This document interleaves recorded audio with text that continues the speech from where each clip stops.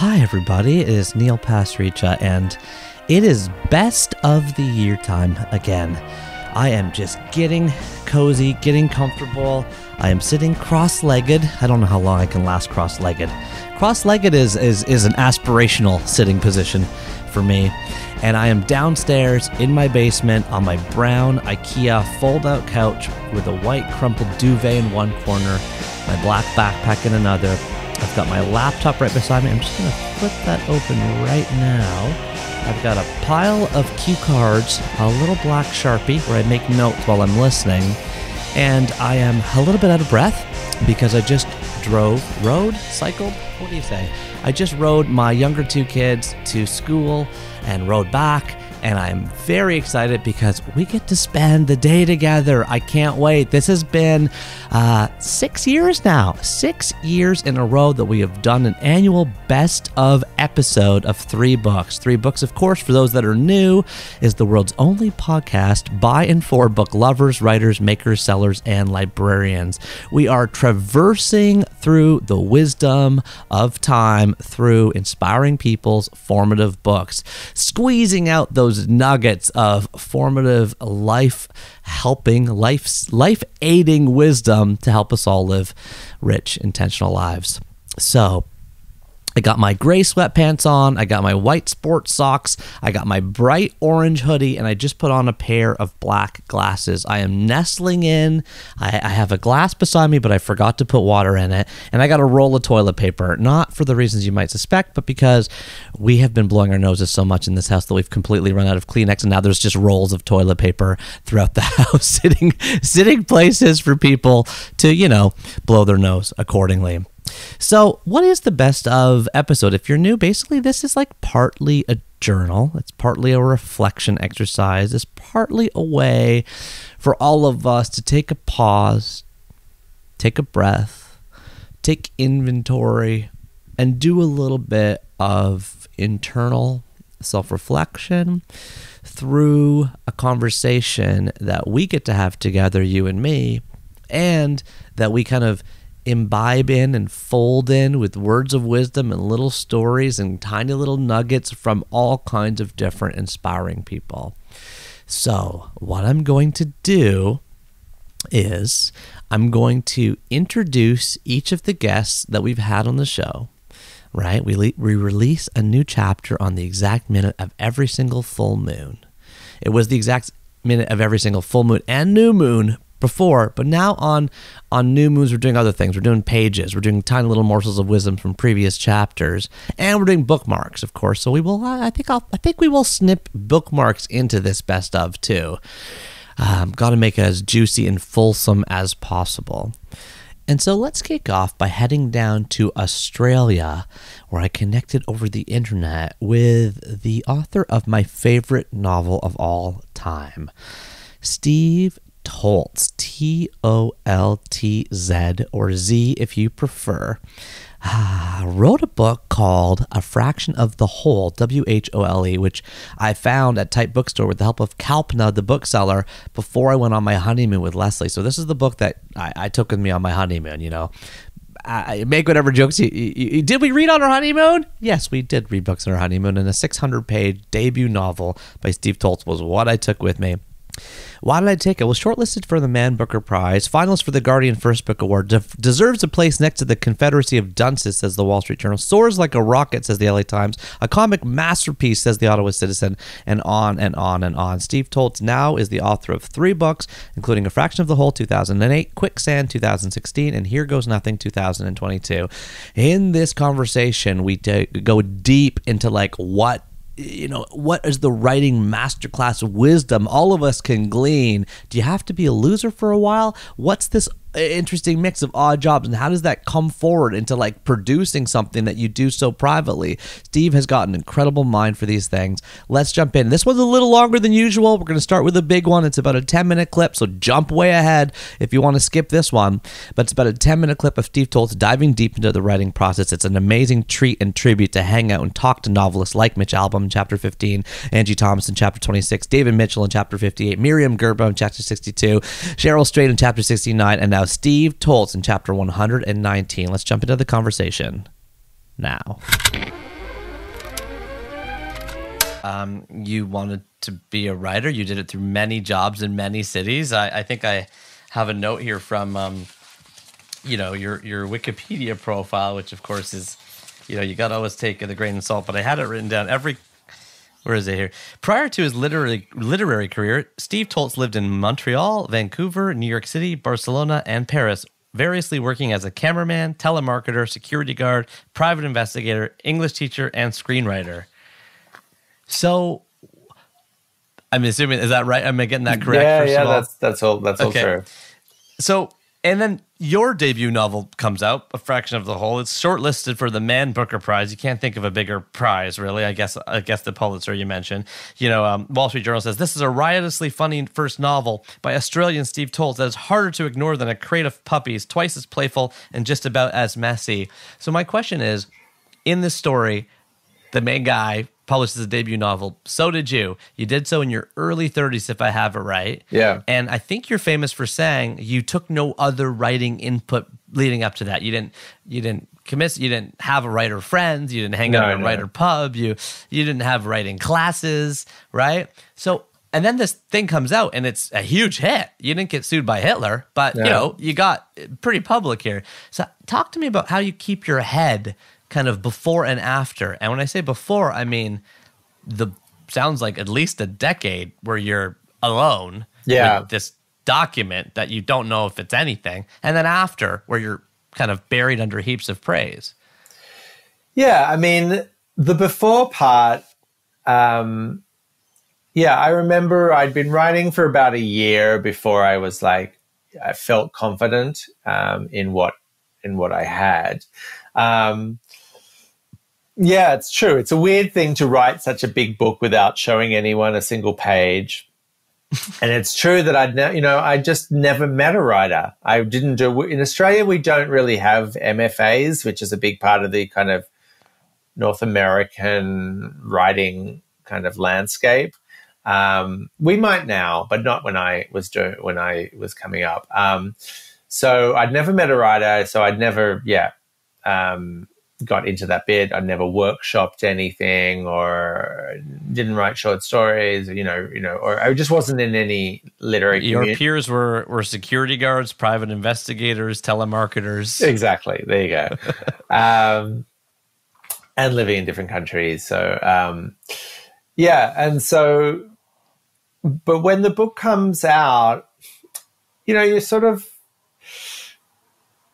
it doesn't affect, that's always a question. I feel like that's a little bit in the minds of other people more than it is in reality. And perhaps it is a component of having lived so long, to get to 30 without having succeeded in anything means you kind of, I'd also spent my 20s making short films and writing screenplays that went nowhere. So I was kind of used to failure. And so if you want to become a novelist, you just sort of have to be a loser for a while. And so I was kind of quite used to that position in life.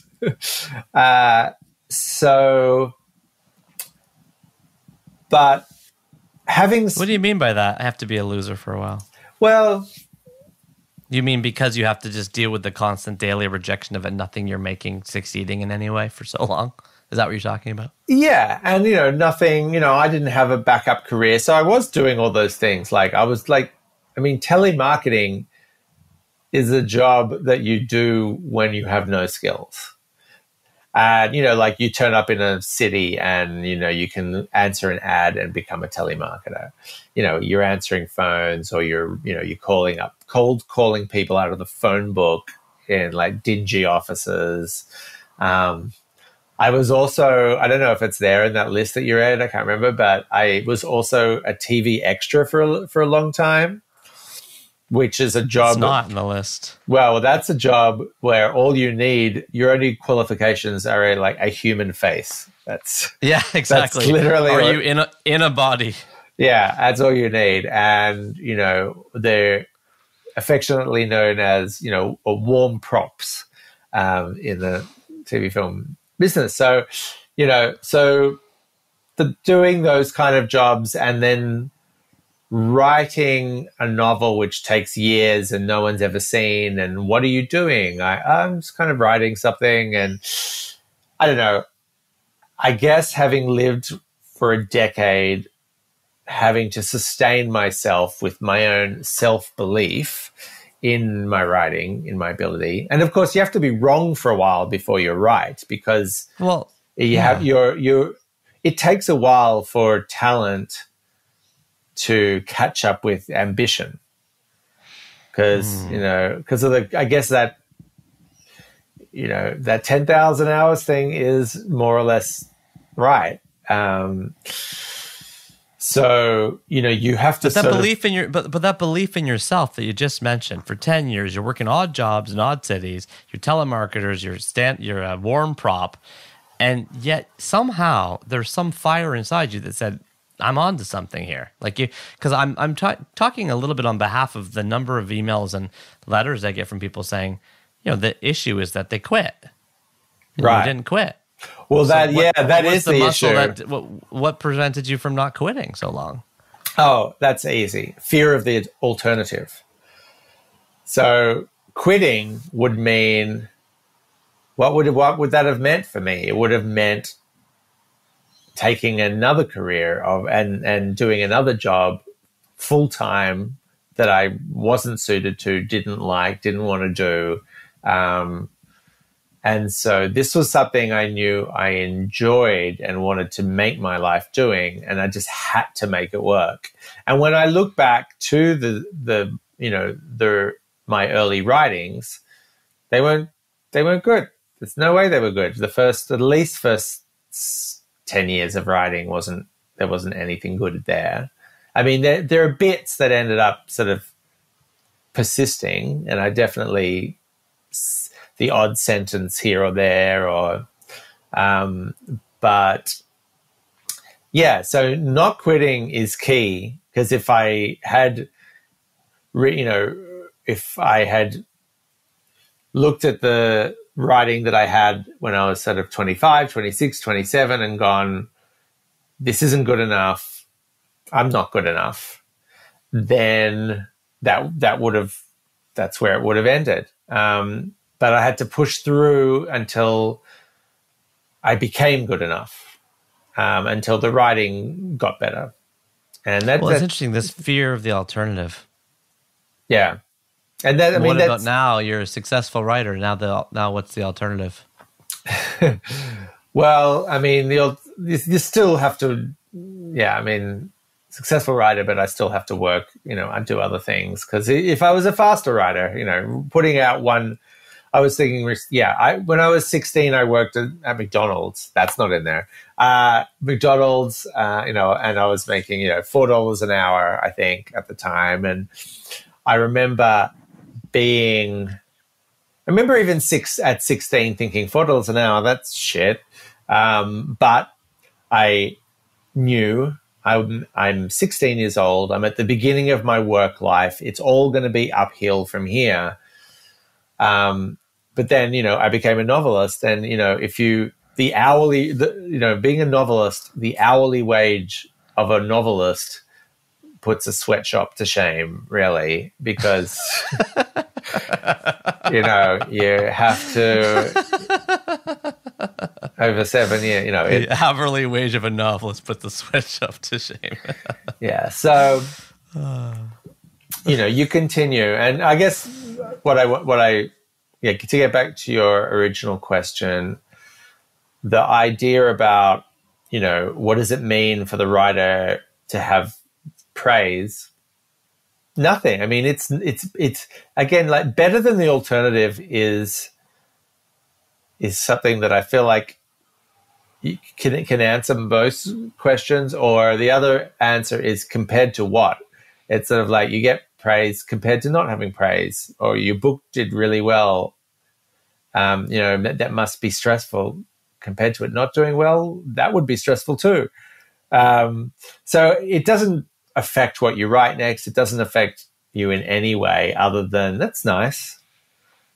Well, that's amazing. I am massively affected by praise and criticism.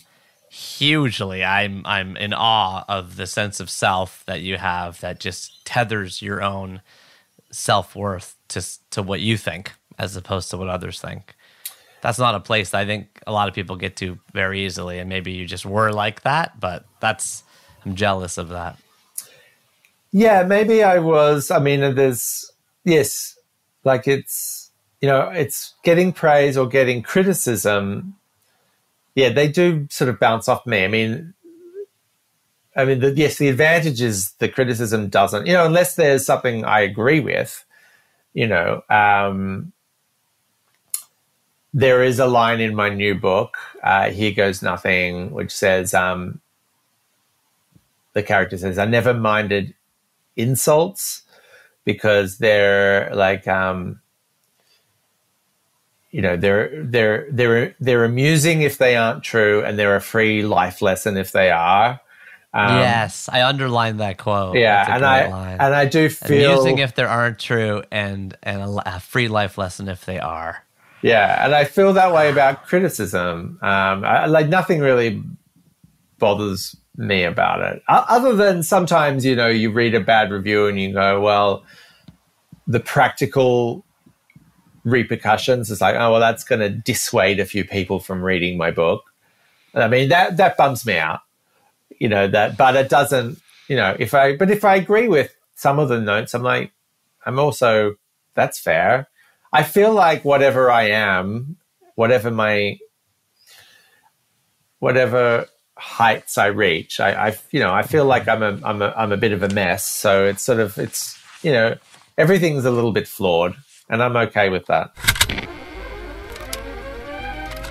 Okay, I blew my record. I was supposed to find 3 to 7 minute clips for you guys, but all of a sudden with the first one with Steve Toltz, I just had to go longer because there was so much wisdom in that incredible story. Free advice if it isn't true, helpful life lesson if it is. And as I'm summarizing Steve Toltz, Leslie is walking down to the basement. She's holding a laptop, a journal, a black purse. She's wearing a pink toque, a green sweater, and she's brought me, what is this? A plate of scraps. A plate of scraps. Every morning, she puts all the kids' leftovers on one plate, all their crusts, these half-eaten pieces of chunks of fried egg sandwich with cheese, little pieces of mango, a little sliced grapes, and she kind of makes sure that I'm okay down here. And so I've got like a roll of toilet paper to blow my nose and an empty glass of water. You're really pushing your luck. Hey, it takes two. It takes two. Behind every what's the phrase, Les? She's like shaking her head at me. Okay. Well, we got to talk about Steve Toltz. And now I just want to say what we're going to do after every single... I'm going to lose Leslie for the day. That was my one chance to get a cameo from her. Thank you very much for the glass of water. Every strong man is an even stronger woman. Thank you. I think that's what you were looking for. Yeah, that's exactly what I was looking for. And everybody who listens to this podcast knows that is true. Steve Toltz added 3 more books to our top 1,000. If you go to 3books.co and click onto the top 1,000 page at the top, you will find a list of every single formative book mentioned on the show. And what did Steve give us? Number 653, A Hero of Our Time by Mikhail Lermontov, Lermontov, which I did not read. I wanted to read, I bought it, I tried to read it, I did not get through that book. Then number 652, Ask the Dust by John Fonte, which I read again. I read that once years ago, I read it again. And by the way, Ryan Holiday, who was our guest back in Chapter 38, author of Ego is the Enemy and Obstacles the Way, and Daily Stoic and piles of other books, he says Ask the Dust is his favorite novel. Ask the Dust is his favorite novel. I've heard him talk about that many times. And then finally, number 651, Journey to the End of the Night by Louise Ferdinand Céline, Celine. Okay, 3 more books to add to our top 1,000. That was on the first full moon of the year. That was in January. And by the way, before we get into the bookmark, because we had a bookmark after that, I just want to say, people have been asking me, and I get emails every single day. Every single day. I get emails every single day of people saying, can we put you on our ad network? We're from iHeartRadio. We're from Sirius. We're from whatever. We want to put you on our ad network. We want to start giving you ads. You don't have to do anything. We can even just add them ourselves. You don't have to lift a finger. You get free money. Like, why don't we just add ads to this show?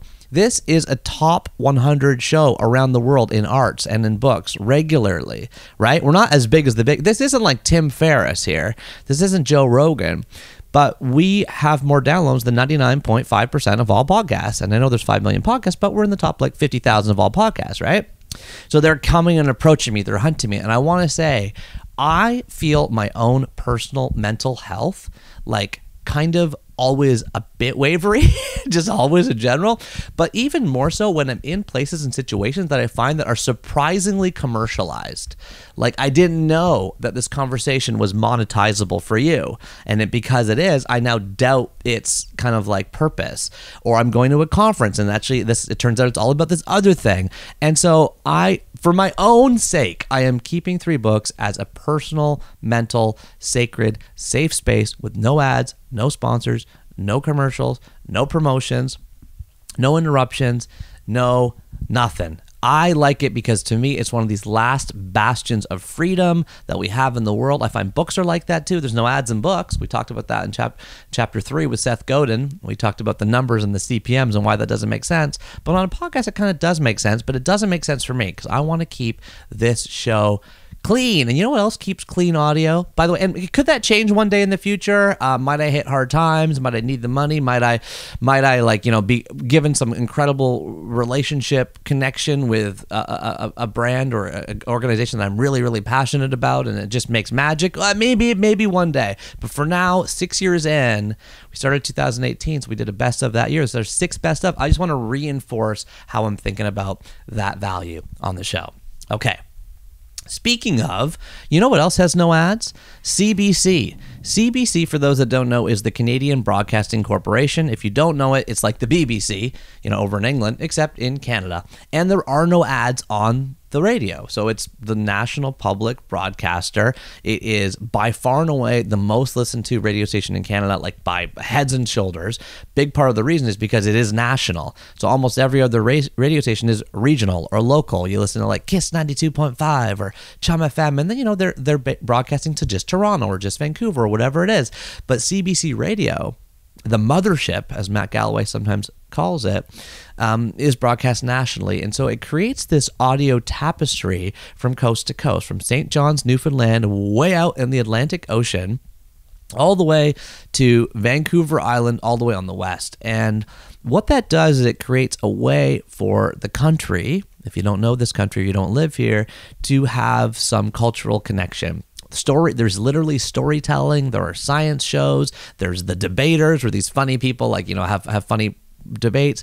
And every single morning at 9 a.m., there is a capstone morning show called The Current, hosted by Matt Galloway, who is considered by a lot of people, including me, to be one of the foremost journalists in the country. So I was nerve-wracked. Is that the right phrase? When I was invited to go on the show. And so I'm going to play a snippet of my appearance on the show at the beginning of this year. High level, the occasion was because Our Book of Awesome was coming out, but Matt being Matt took us in a lot of different conversations. I'd love to play you a snippet now. This was released as the bookmark between the full moons in January and the full moons in February. It's in the feed if you want the whole thing. I think it's about a 25-30 minute interview, but here's a snip of it now. Moments that make your day awesome. And just a few of the entries in Neil Pasricha's new book, Our Book of Awesome. It is the latest edition in his Book of Awesome series. This time, though, instead of featuring only his musings on the moments that bring joy, he asked his readers to share theirs as well. Neil Pasricha, good morning. Good morning, Matt. Thanks for having me. Thanks for being here. Why did you want to go back to this awesomeness? I needed it the last 3 years, in addition to looking outside my window and seeing anxiety rates at an all-time high, depression rates at an all-time high, loneliness rates at an all-time high, suicide rates at an all-time high. I'm feeling at least one of those at all times over the past 3 years. My own anxiety rates have been higher. My own depressive thoughts have been higher. My own feelings of loneliness, as we've all been cooped in, have been higher. And so I turned back to this medicine, Matt, because it worked for me, which is looking for pleasures, finding them, and writing them down. You said medicine. Why did you use that word?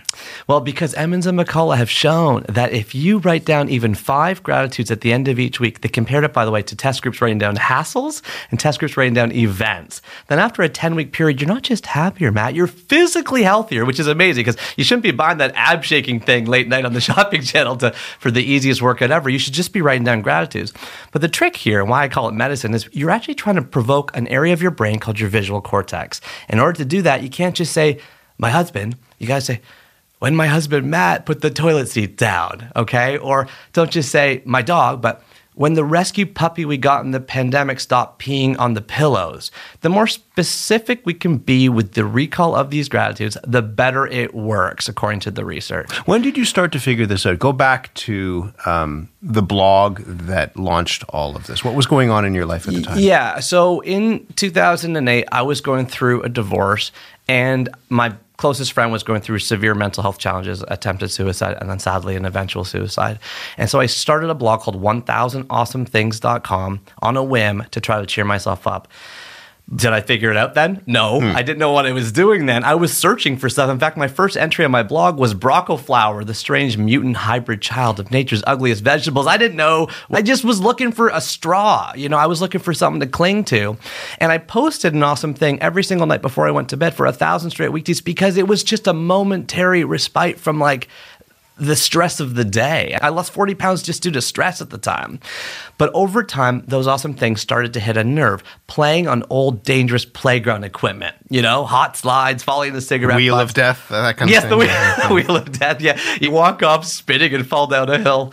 Wearing warm underwear from out of the dryer. Getting called up to a dinner buffet first at a wedding. Have you been to an Indian wedding? Mm-hmm. If you don't get called up to the dinner buffet first, you're not getting paneer. No, it's just peas at the end, right? And so I started finding a little bit of like a nerve. My mom sent it to my dad. I always joke that my traffic doubled, and then eventually 10 hits, 100 hits, 1,000 hits, 1,000,000 hits. It wins an award called Best Blog in the World from the International Academy of Digital Arts and Sciences. I fly to New York City. I accept this award, and when I come home to Toronto, and home now is a bachelor apartment downtown. It's not, we've sold our house, we've gotten the divorce. My life is totally different. When I come home, 10 agents are waiting to turn my blog into the Book of Awesome. That book came out in 2010. It was not supposed to be a bestseller. It was my blog printed out and stapled together. Matt, they printed 6,000 copies, but it kicked off a movement that I think I'm lucky to return to now. How many copies of this book have sold? It's well over 1 million copies. Yeah. I was doing CBC shows. I was doing all kinds of stuff. Sequels started coming out. The Book of Even More Awesome, the Book of Holiday Awesome, the Calendar of Awesome, the Journal of Awesome. And that's when I hit burnout number 2. That's when I hit the second wave of burnout. I was a mess. I wasn't eating. I wasn't sleeping. I needed to take time off, honestly, to figure out how to patch myself back together. And remember, as this is all happening, I'm working my full-time job at Walmart. I'm driving to Mississauga every single day, working as director of leadership development, right, inside the world's largest company. So I'm doing all this stuff evenings and weekends. But, I start going to the gym. I start learning how to cook. I start going shopping for myself, as embarrassing as that sounds. And I start online dating. And so a couple years into that, I eventually meet Leslie, teacher here at the Toronto District School Board. We fall in love, and my writing starts going to new places. And that's why since 2016, I have been focusing instead on larger themes under this idea of living an intentional life, a happiness equation about happiness, a book about resilience. I've been working for 4 years on a book about trust that's slowly destroying me. And now through the pandemic, I've I got to go back to the original medicine or the original prescription for me that worked. What is the weight that you carry in being the guy who is kind of like an authority on happiness in some ways? It's not just about telling people what's happy, but you come in, you're full of beans in explaining this. You have the Institute for Global Happiness. What is the weight that offers you? Well, I always say to people, it's like, I feel a lot of pressure to be happy, but I don't feel pressure to say I'm happy. I feel pressure to say I'm working on it. Like everybody, happiness is a North Star, Matt. It is something that we ascribe to. Everyone's got a piece of plastic in their pocket that's like a fitness card or a gym membership. We've been spending 20 years as a culture institutionalizing into practice the idea of us working on our physical health, but for our mental health, for our happiness. I just see myself as one of many people around the world who are trying to provoke people into into simple practices they can do in the morning, they can do at lunch, they can do in the evening to try to cultivate a more positive mindset. Why do I care so much about that? Because it's worked for me, and the research says that if we can do that, we're more productive, we're more creative, we are better connected with our partners, we're better sons, daughters, husbands, wives. It's worth that investment. Why don't you think you found happiness through success? Because you talk about the come down, and you're just describing that you got what you wanted. Why didn't that give you happiness? Because the model that I was taught when I was a kid is totally backwards. I was taught, and this is my parents, East Indian immigrants from India, from Nairobi, Kenya. And it's not just from them. It's like almost every parent says, if you do great work, then you have a big success, and then you will be happy. Study hard, get good grades. If you're Indian, you become a doctor, right? Or work hard, you get the promotion, and then you're happy. The bigger job, the higher rung up the ladder. But it doesn't work like that. After reviewing over 300 studies on the science of happiness, I'll tell you that model's fundamentally flawed. It's not great work, big success, be happy. It's the opposite. Being happy first, cultivating that mindset leads to great work. According to Sahil Bloom, who did a study with Jane King and Ed Diener at Stanford University, when you show up to work happy, you're 31% more productive, you have 37% higher sales, you're 300% more creative, and then what happens? The big success, the career success, and honestly, Matt, you live longer. And so did it take you the come down to realize that, to change your perspective on what happiness means? Absolutely, and I'm still realizing that. Okay, does it sound like I'm trying to keep up there? I am tap dancing with the best journalist I know of in Canada, Matt Galloway. It goes on and on, by the way, the conversation.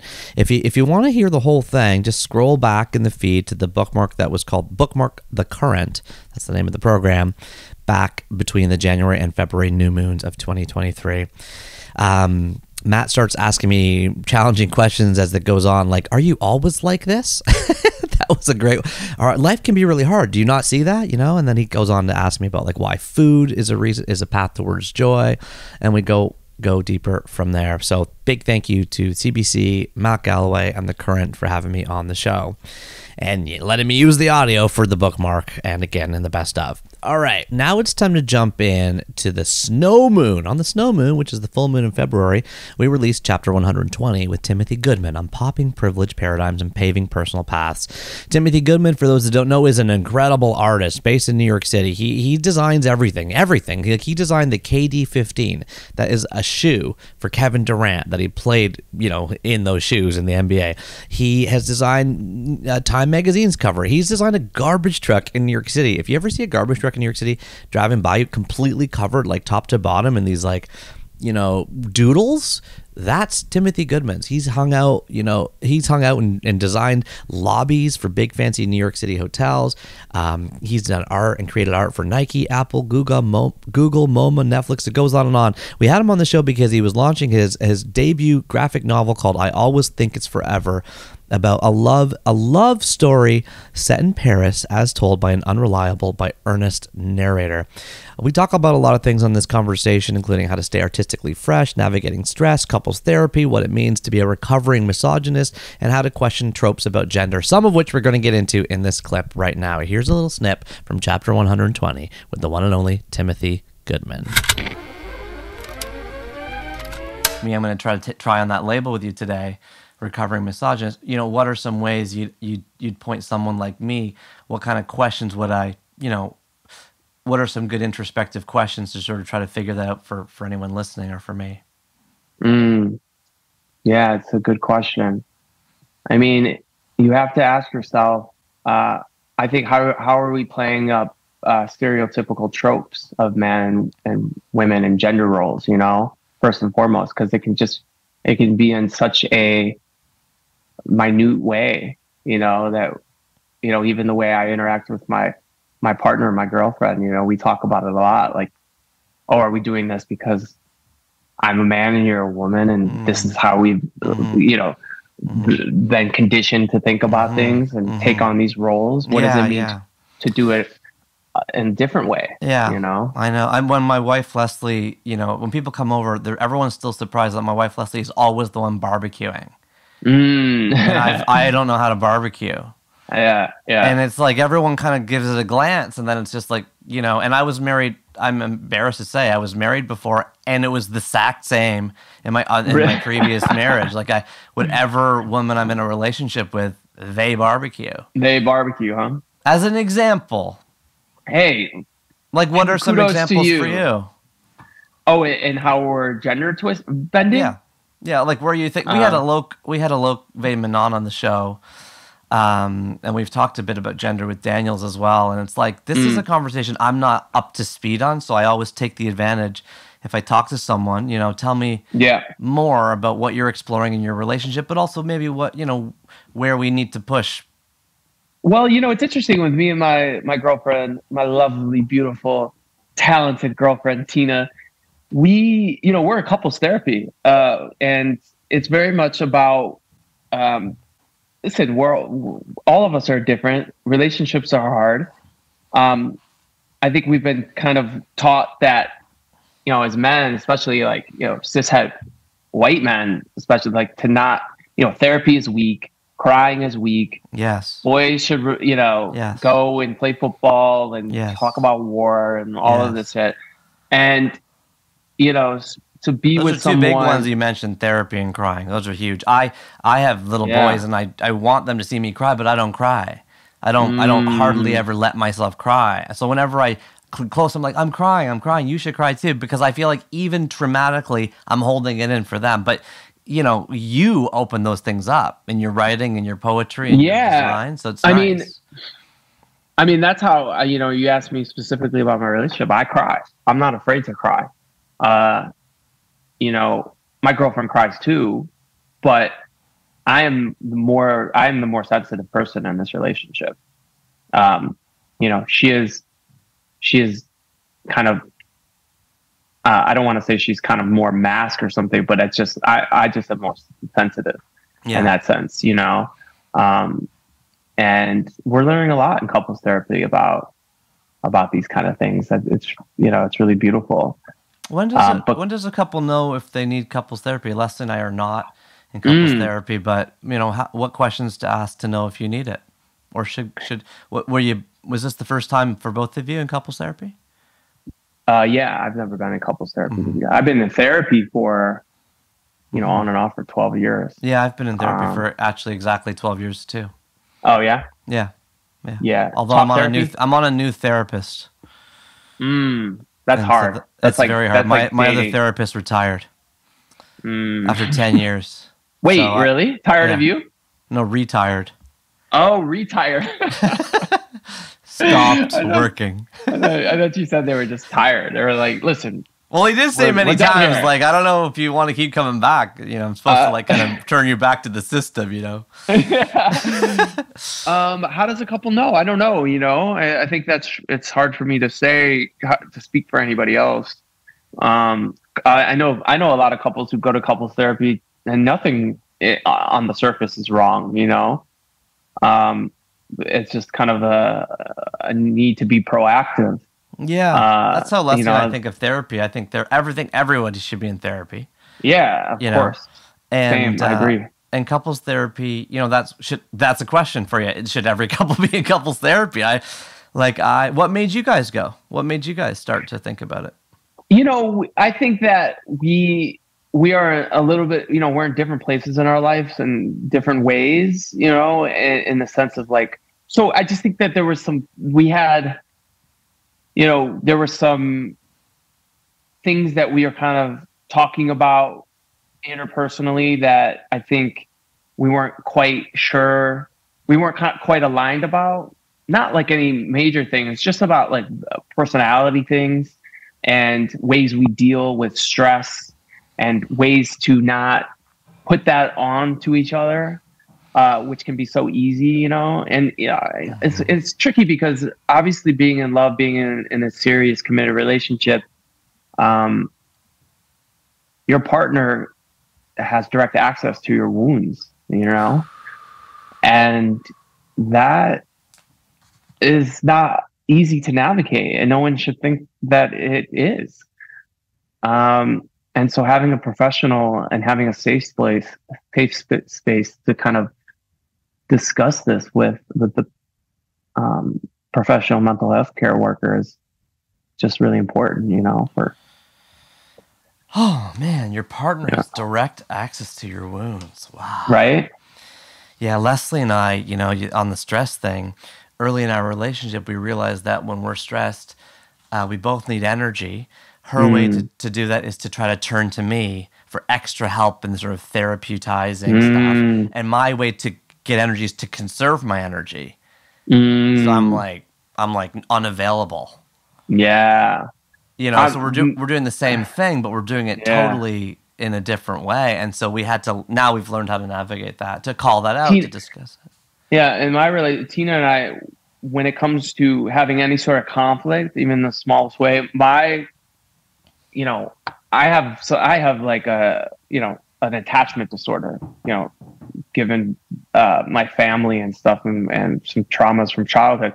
So my kind of go-to is to latch on and want to like talk about the issue like immediately. And I can be a little like overbearing. And her part of her trauma is to kind of get away and to not deal with it right away and to she just needs more time to process. I'm like her, and you're like my wife. Yeah, and then that creates a conflict. Yeah, because then I'm like, why don't you want to talk to me? Yeah, we got to figure this out right now. I don't want to go 5 more minutes without this hanging, And the person's like, I need 3 days to think about it. And then I'm kind of like, well, does that mean you don't love me? Does that mean that we're not like? So then it triggers all these other things that have nothing to do with the relationship. It just has to do with your own baggage. Wow, there's a lot in there. I gotta say, it was just so refreshing to talk to a guy about therapy. I just don't get a chance to do that very often. I am open about the fact that I've been in therapy for, I guess now, 13 years, maybe longer now. And guess what? My therapist unretired. So I'm back with my therapist that I've been with for a long time, because I spent a long time looking for somebody in between when he was retired. So that made it harder, but there's a lot of wisdom from Timothy in there. And we were just, I should say, like, sometimes it's not misleading, but sometimes I'm grabbing a snip from a 2-hour conversation or a 3-hour conversation, and it's like right near the end when we've had so much time to develop an intimacy and a rapport to get to that place where we're sharing kind of like intimate details of our lives in a way that's meant to be helpful and sort of, what is the human condition if it can't be shared, if we can't learn from each other? So just even learning and asking the question, like Leslie and I are not in couples therapy. He was vulnerable to share that he and Tina are. How do you make that decision? And I like the fact that he's like, we know lots of couples that are in couples therapy. Nothing appears to be wrong, but they're just helpfully navigating it. I like that he opened that door for me in my mind, so that that's not just a negative, because of course I was able to turn therapy from a negative to a positive for myself, but not couples therapy. That to me is a problem. So, it's not, but that's the point of the conversation. All of us are different, he said. Relationships are hard, he said. I like when he said, I'm the more sensitive person in this relationship. And I thought the big power piece of wisdom in this one was your partner has direct access to your wounds. Maybe we should try to pull that out. What do you think? Should we try to have a power piece of wisdom, a power nugget, the gold nugget for each snip? Your partner has direct access to your wounds. For Steve Toltz, we'll say, I never minded insults. They're amusing if they aren't true, and free life lessons if they are. So we've got a couple big, nice, juicy pieces of wisdom there. And by the way, I've stretched my legs out. Just in case you were wondering, I did not last in the cross leg position for longer than 10 minutes. He's good at reading. He's not great at having stretchy leg muscles. No, not at all. Although maybe I should take a break in the middle of this recording and go skating. There's a free public skate at the arena near my house in the middle of the day. So that we'll decide that later based on the momentum that we have here. For now, I want to add 3 more books to the top 1,000, courtesy of Mr. Timothy Goodman, including number 650, Who's Gonna Take the Weight by Kevin Powell, an incredible book. Number 649, Chronicles, Volume 1 by Bob Dylan.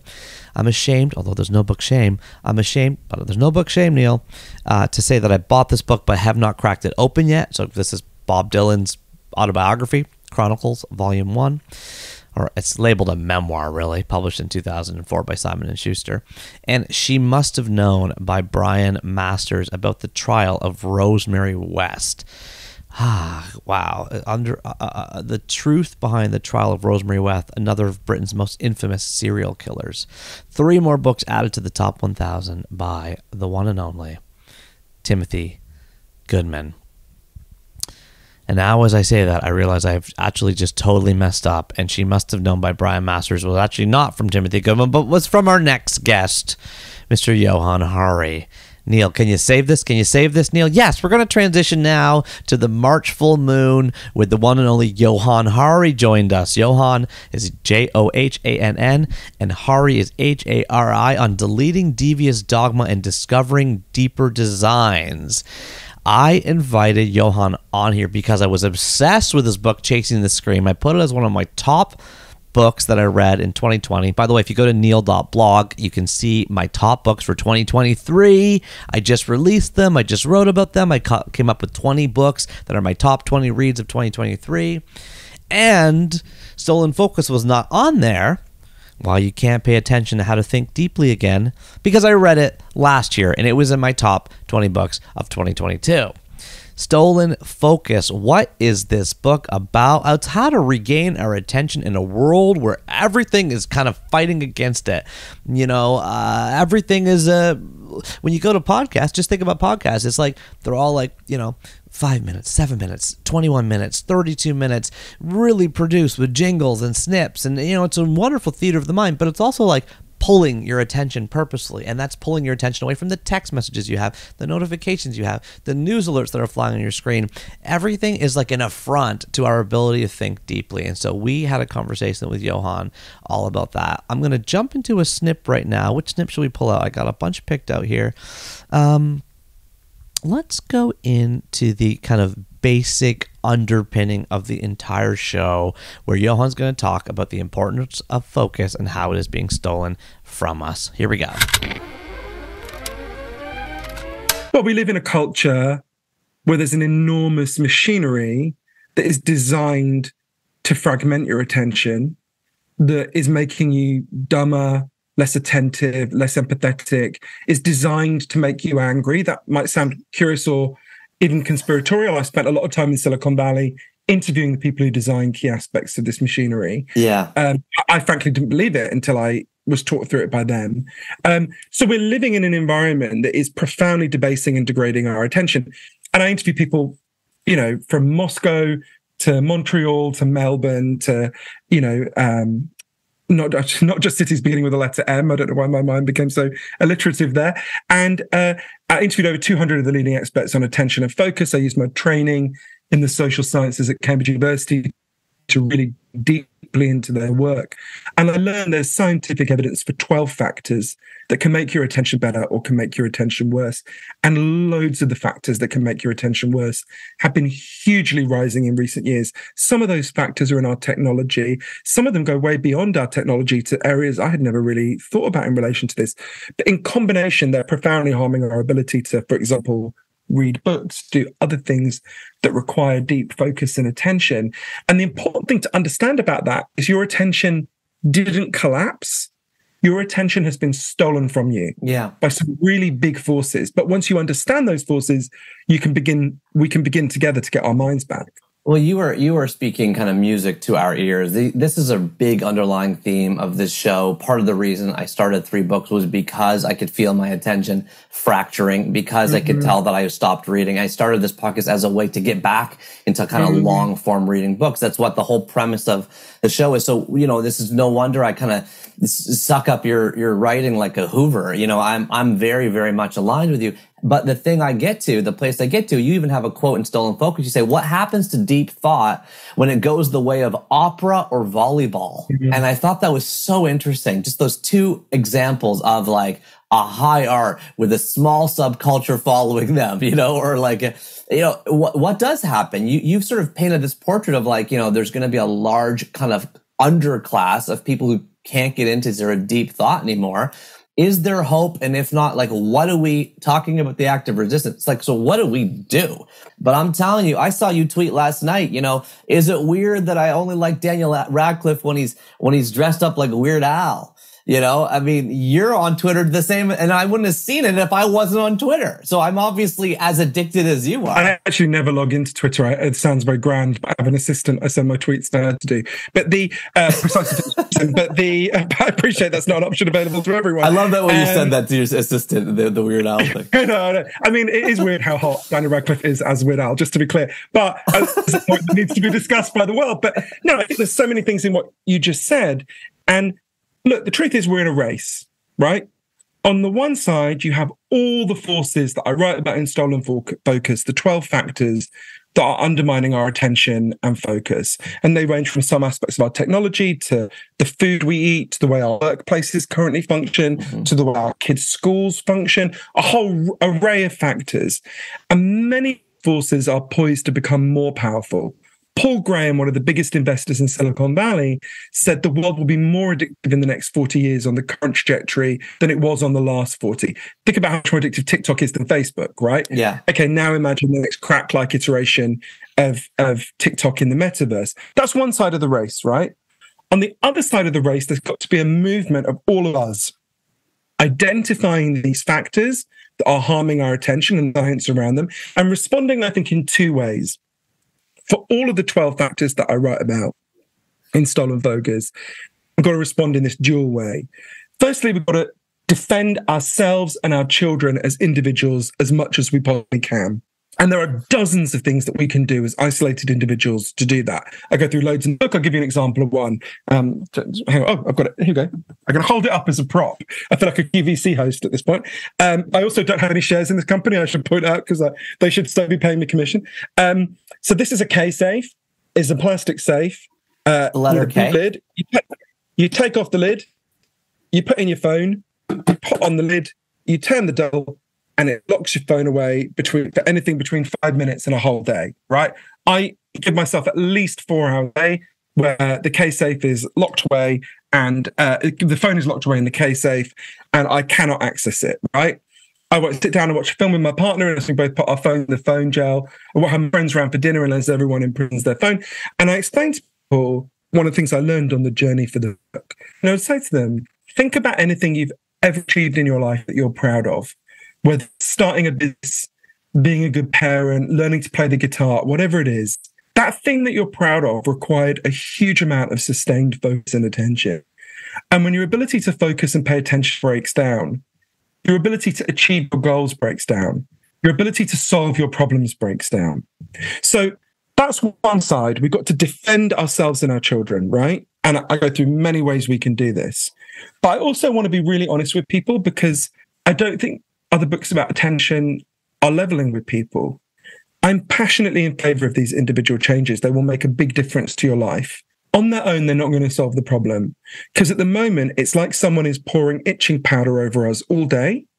And then they're leaning forward and going, hey, buddy, you should learn to meditate. And then you scratch so much. Exactly. And you want to go, screw you. I'll learn to meditate. That's really valuable. But you need to stop pouring this damn itching powder on me. Mm-hmm. We've got to actually deal with the factors that are doing this to us.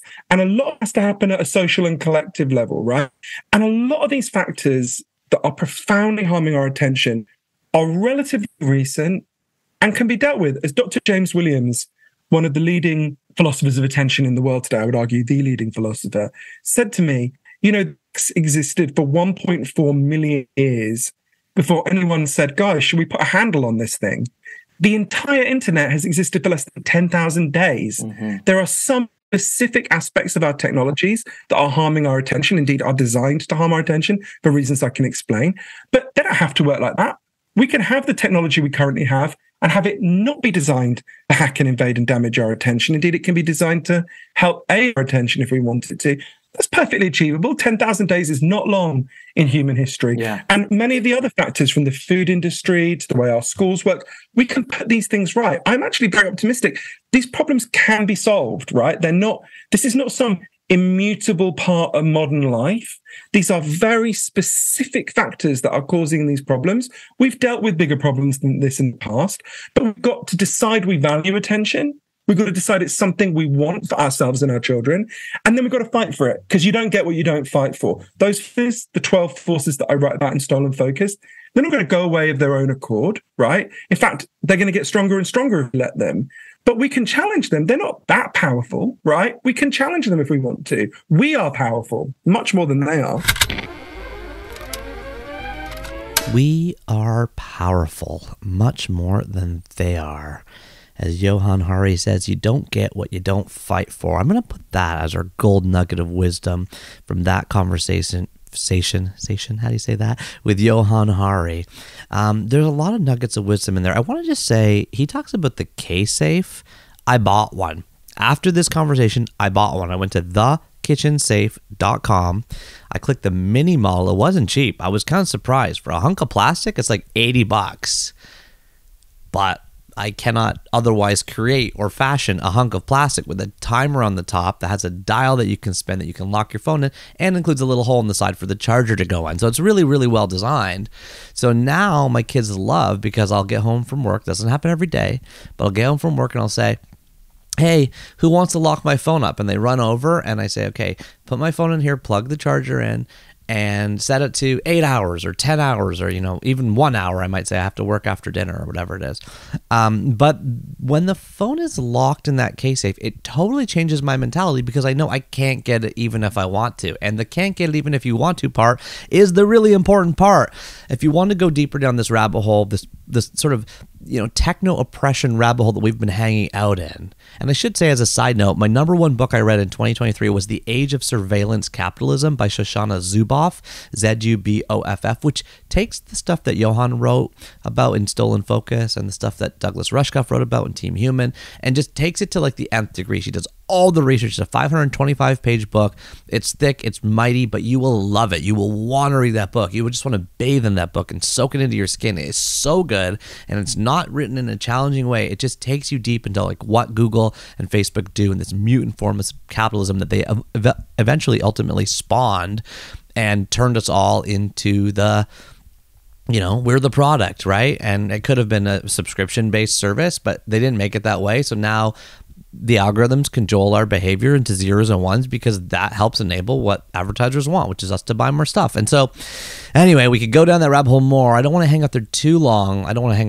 Too long, but really it's Johann's final thought I want to leave us with. We are powerful much more than they are. Putting your phone in a K-Safe at night, as I'm now doing, is simply one way. But if you listen to that full conversation, he goes into many other ways, many other avenues that we can fight.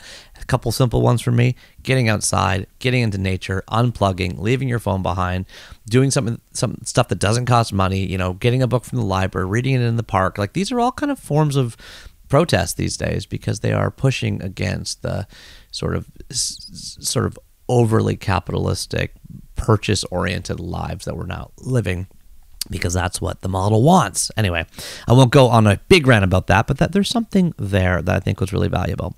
Now, top 1,000, I got to do a correction first. First off, Timothy Goodman's third book was actually The Fountainhead, so I made a mistake on that. His third book was actually The Fountainhead, which was also picked by Tim Urban back in chapter 22, Chip Wilson back in chapter 19. He was the founder of Lululemon, and it was also picked by Tim Urban, Chip Wilson, and Timothy Goodman. So 3 people have now picked it. That's why it has 2 asterisks on the list. If you see anything with 2 asterisks, that means 2 other people picked it. Number 934 with Man's Search for Meaning by Viktor Frankl has 3 asterisks. Okay, 4 people have so far picked that book. But you're now wondering, which 3 books did Johann Hari actually pick? And the answer, my friends, is number as I scroll down and just read them out to you.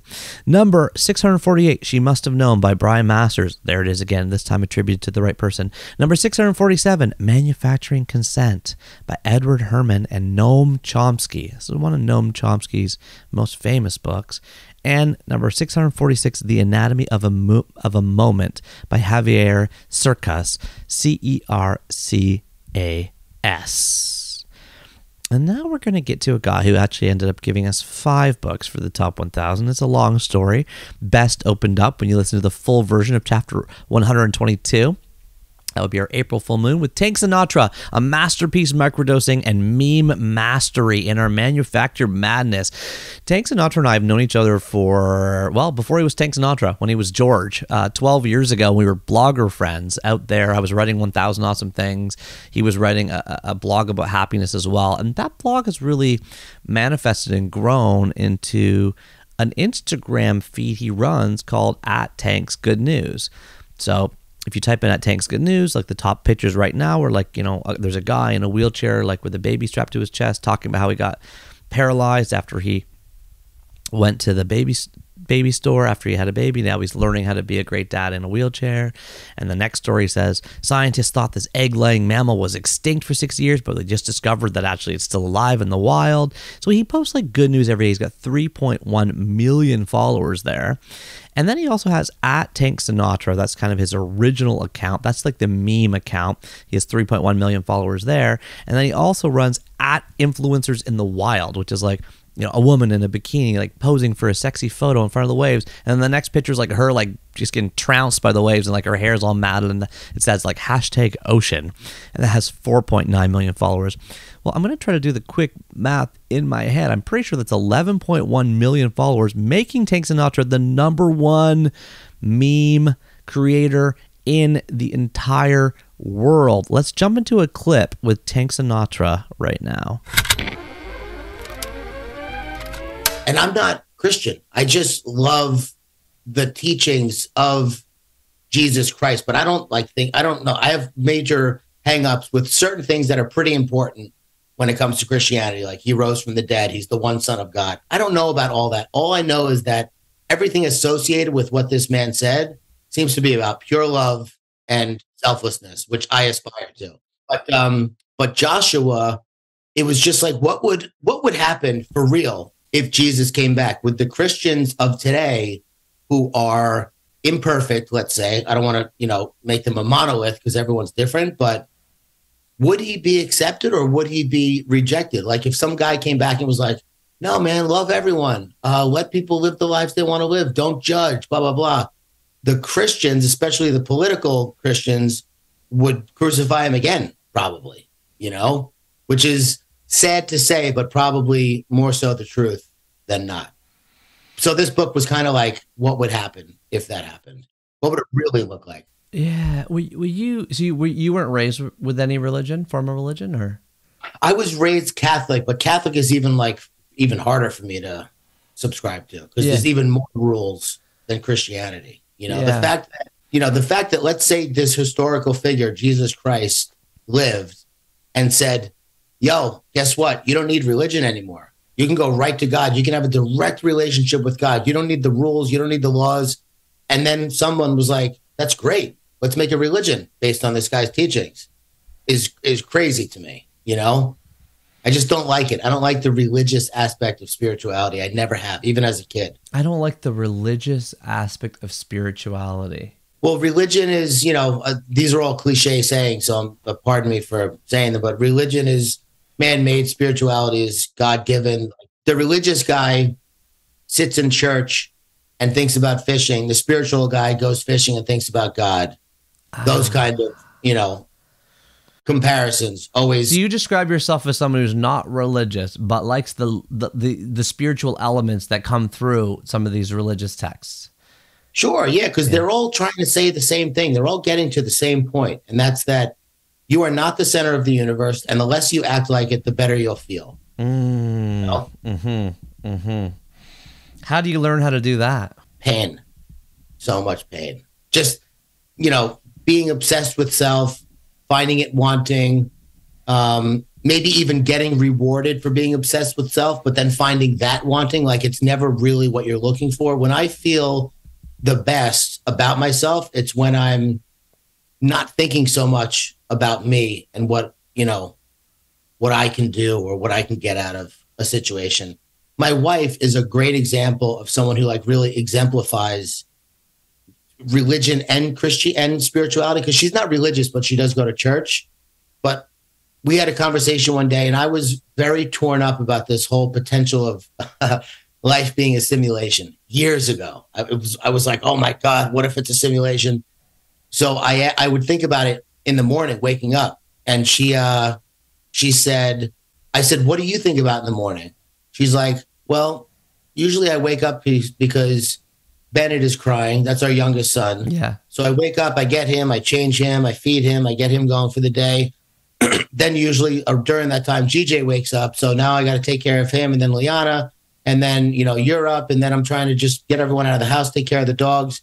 And it occurred to me while she was talking, she never once said anything about herself. It was all other people. Yeah. She's like, why? What do you think about when you wake up? I was like, whether or not we're in a simulation.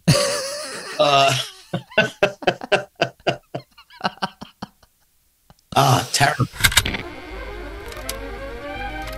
As you can tell, Mr. Tank Sinatra is a deep thinker. There's a lot of ground we covered there talking about religion and spirituality. I like that quote he said. The religious guy sits in church and thinks about fishing.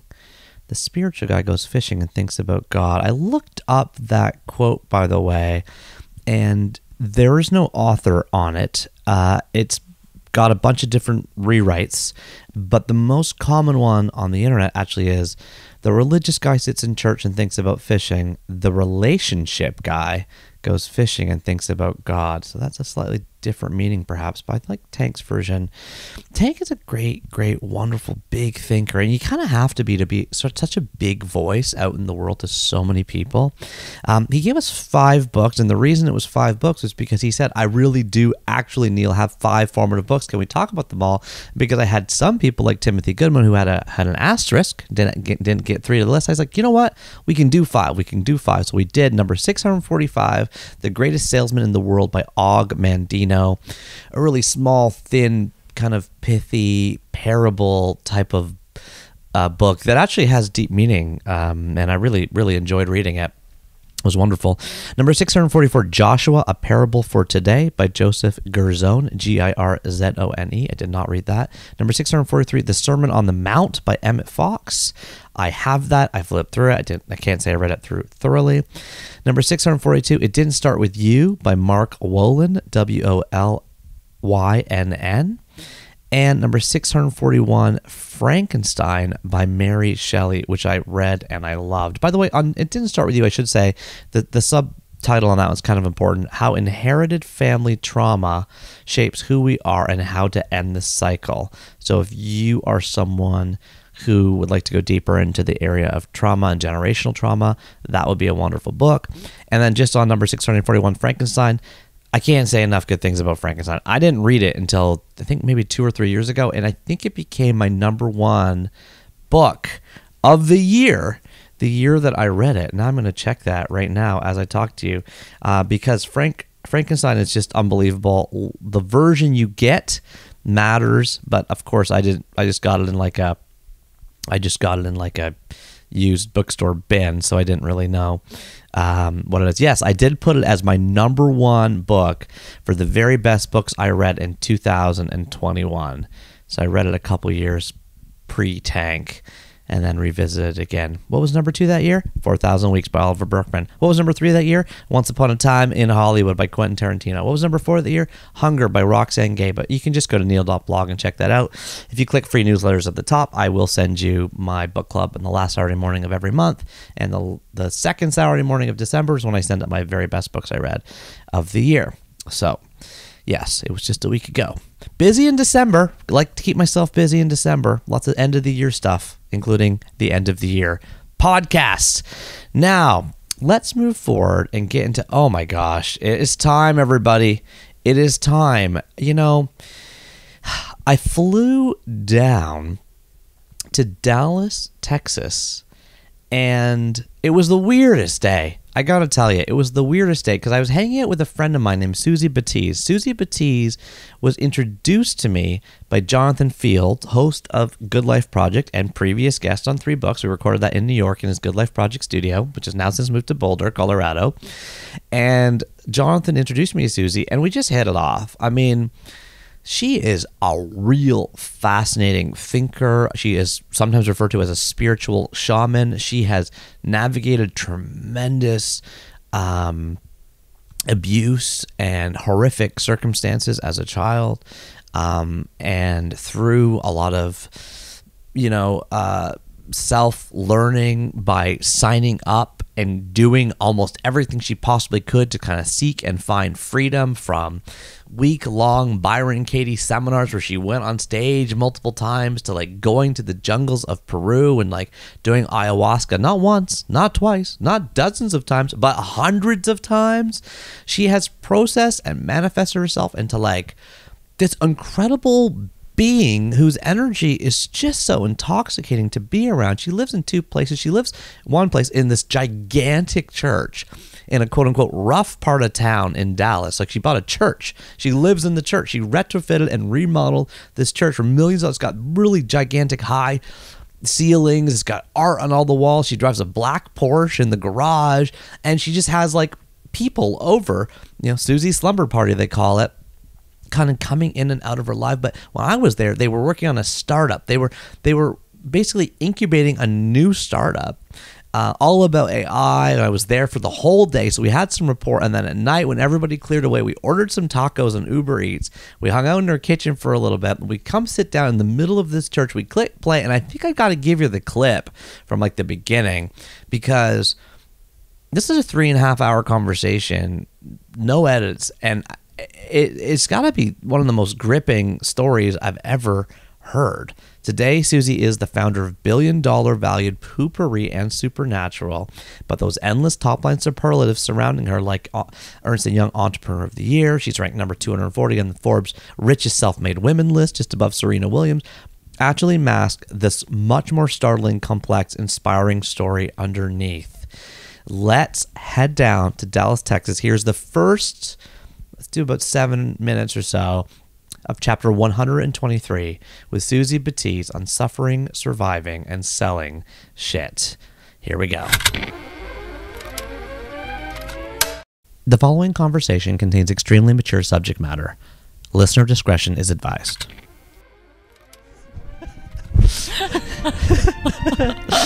So is that even a question? Is the tree's named Dolly? So there's a tree here. It's named Dolly. Yeah, because it was top heavy. It was top What heavy. kind of tree is that? What better name? It's a ficus, and it's is that a native Texas 20 tree? feet tall.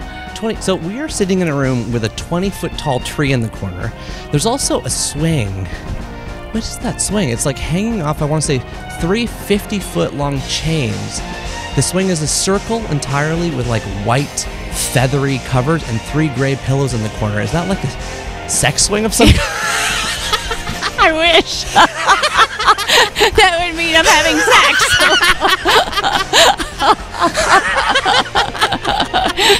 Maybe I had a wrong idea for it. I should have actually said, yes, it is a sex swing, and then that would manifest that, right? Oh, see? right. Instead, yeah. I'm like, no, it's just a swing that you swing on when you're sad. Right. Oh, that's what it is. It's a sad swing. Man, I'll tell you, during my divorce, I would Which sit, one? Yeah, exactly. Sorry. I was seeing someone recently. He kept going, "Which husband?" 3 husbands, 3 divorces. Yeah. 58. Thank you for telling the whole world that. 57. Well, I love you. 58. I love you. 58. And but my first one was when I was 19 years old. I was married for a year. So you were married, divorced, and bankrupt by the time you were 20. Bankrupt twice. Oh, I was bankrupt by the time I was married. Yeah. Bankrupt and divorced by the time I was 20 years old. I came out of the gate just like fell down. When people, face down. If someone you thought you had a connection with, but you never met them before, you bump into them somewhere or whatever, and they say, well, give us the 1 minute Suzy Batiz life story. And I've heard you do this, and I know you do it well. So could you just tell our listeners, we're going to talk about The Room in a second here. Yeah. But what's the story? So I'll tell you the story, and I'm going to go through it quickly because know that I've done a lot of work around this. I'm not dismissing the trauma of a lot of it, and what I want to focus on is positivity and all of that, so I don't spend a lot of time there. Okay, so I was born in Arkansas. I have 2 parents. I was born poor, what we would consider poor. Rural Arkansas? Jonesboro. I was in the rice fields. Rice fields. Yeah, an hour from Memphis, though. That's what saved my life. Memphis got some soul. So anyway, my dad was a bipolar alcoholic. My mother was a writer, had me when they were 18 years old.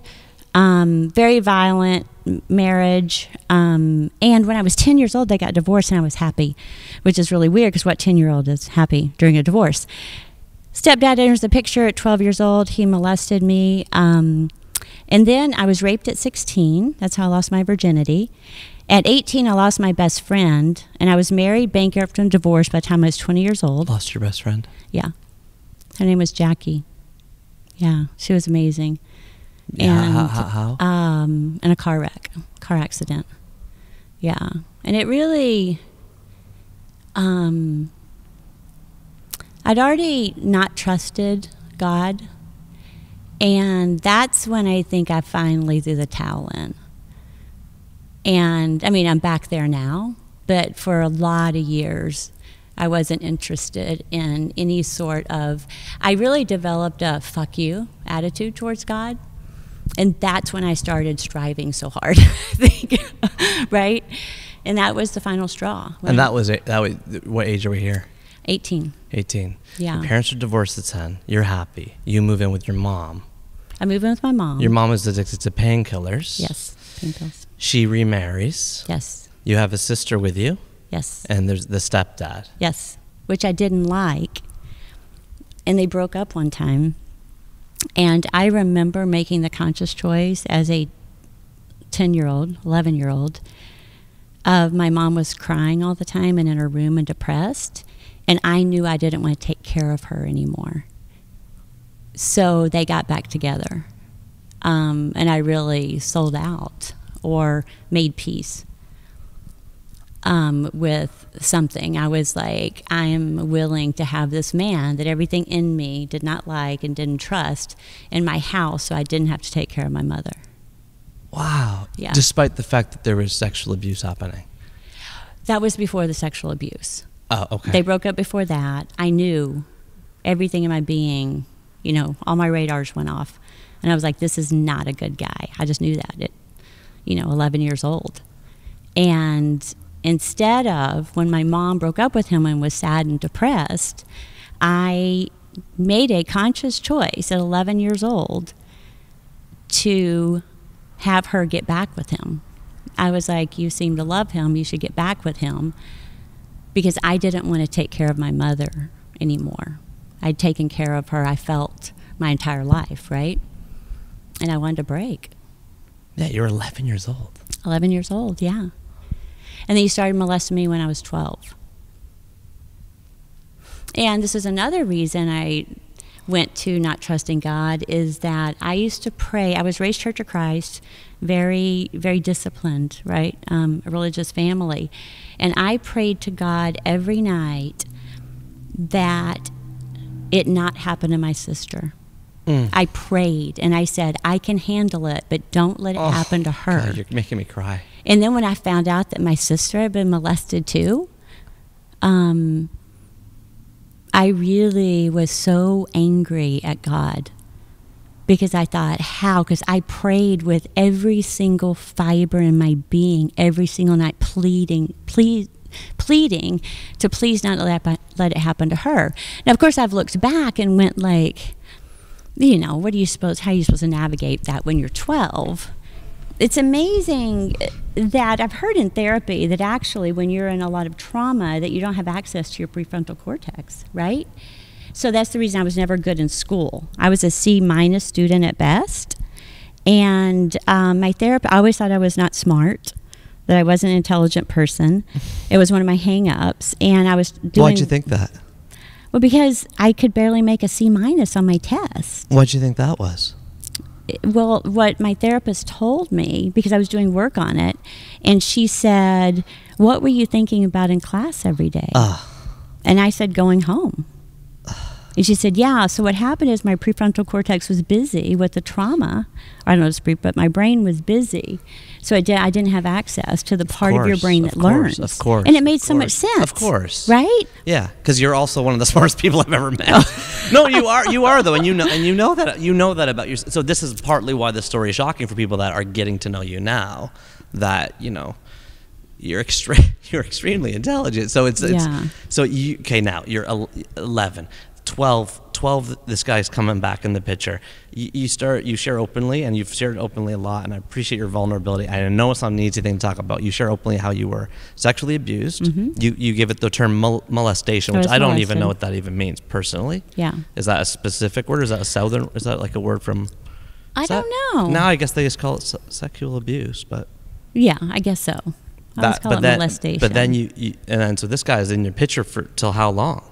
How old are you when he moves out, or what happens here? Well, because you mentioned that you were raped when you were 16. Yes, that's how I lost my virginity. So my stepfather used to fondle me.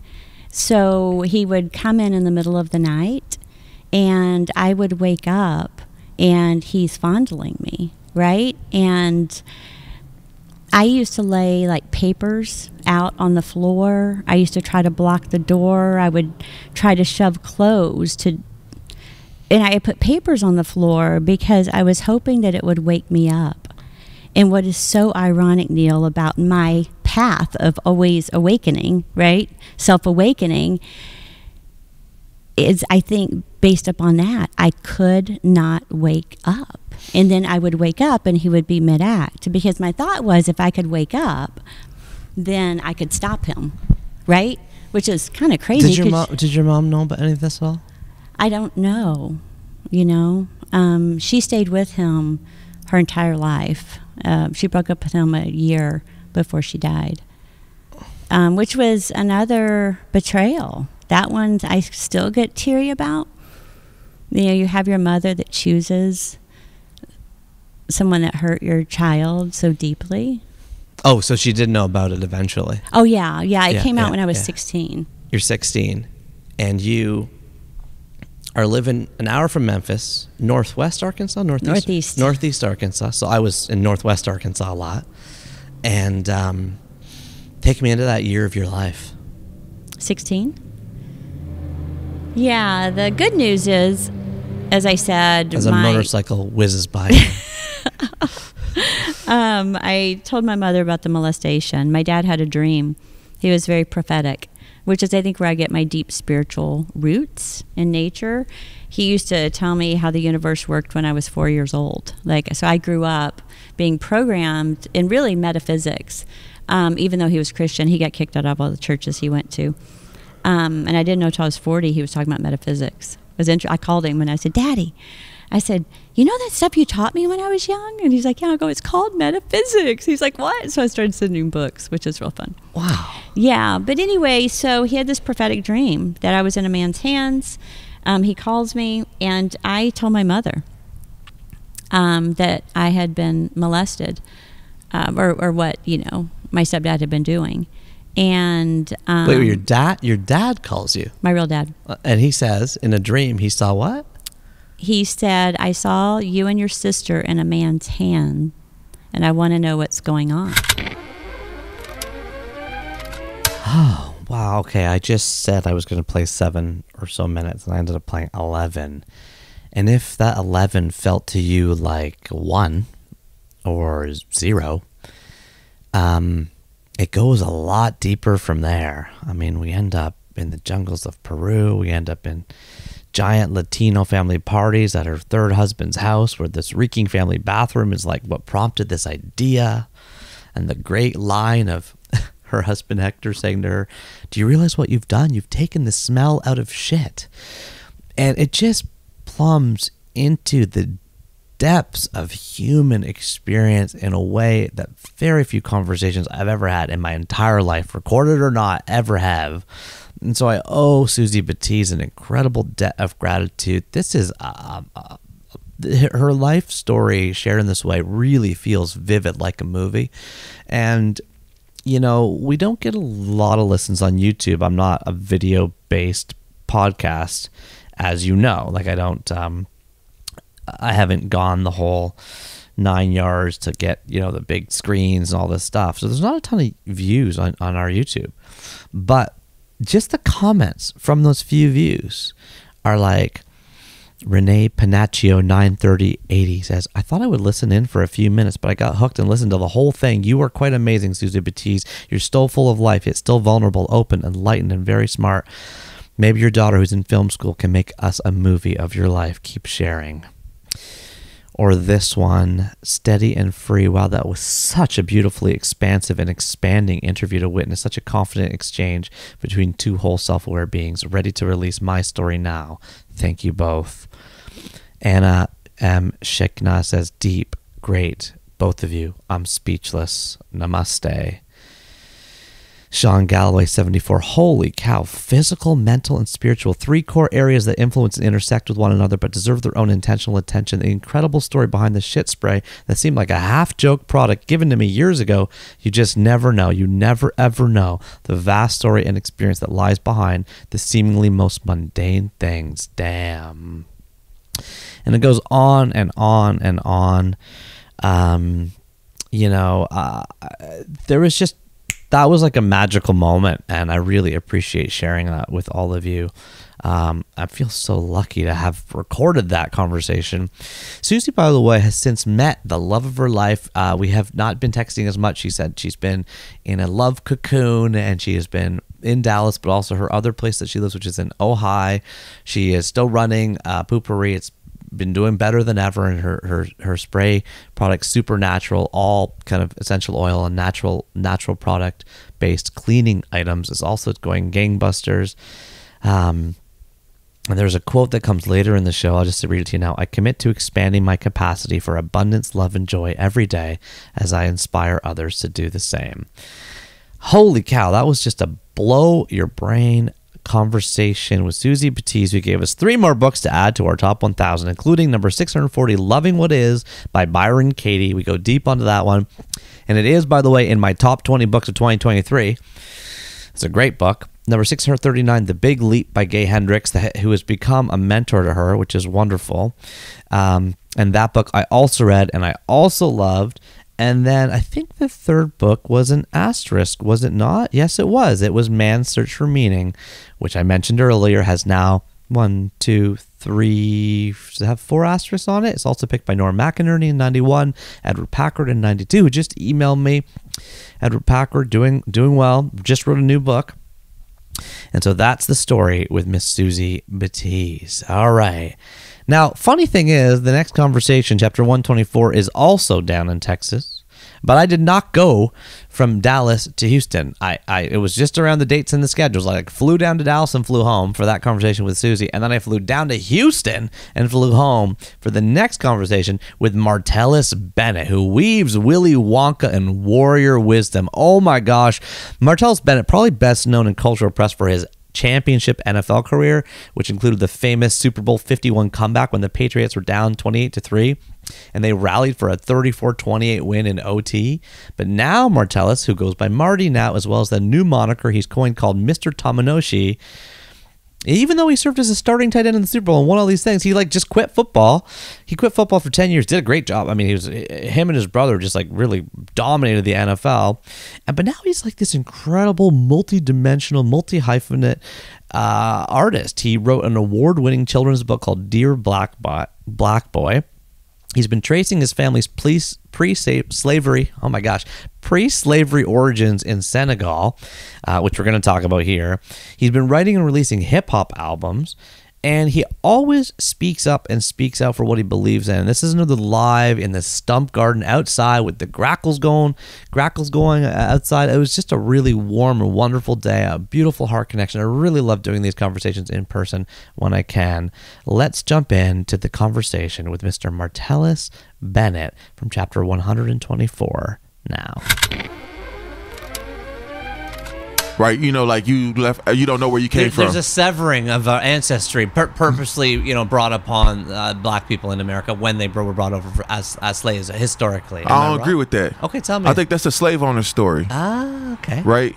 I think the real story is like to be black in America is actually be a part of a tribe, the first tribe to cross-pollinate across Africa, because they were breeding multiple, the Yoruba, and the Mandingo, like to try to make super working slaves or whatever. So like we represent a lot of times the first time that a lot of the country you're pushing your hands together right now as your mic is away from your mouth. You're showing that they were breeding different tribes together to try to make a super slave, right?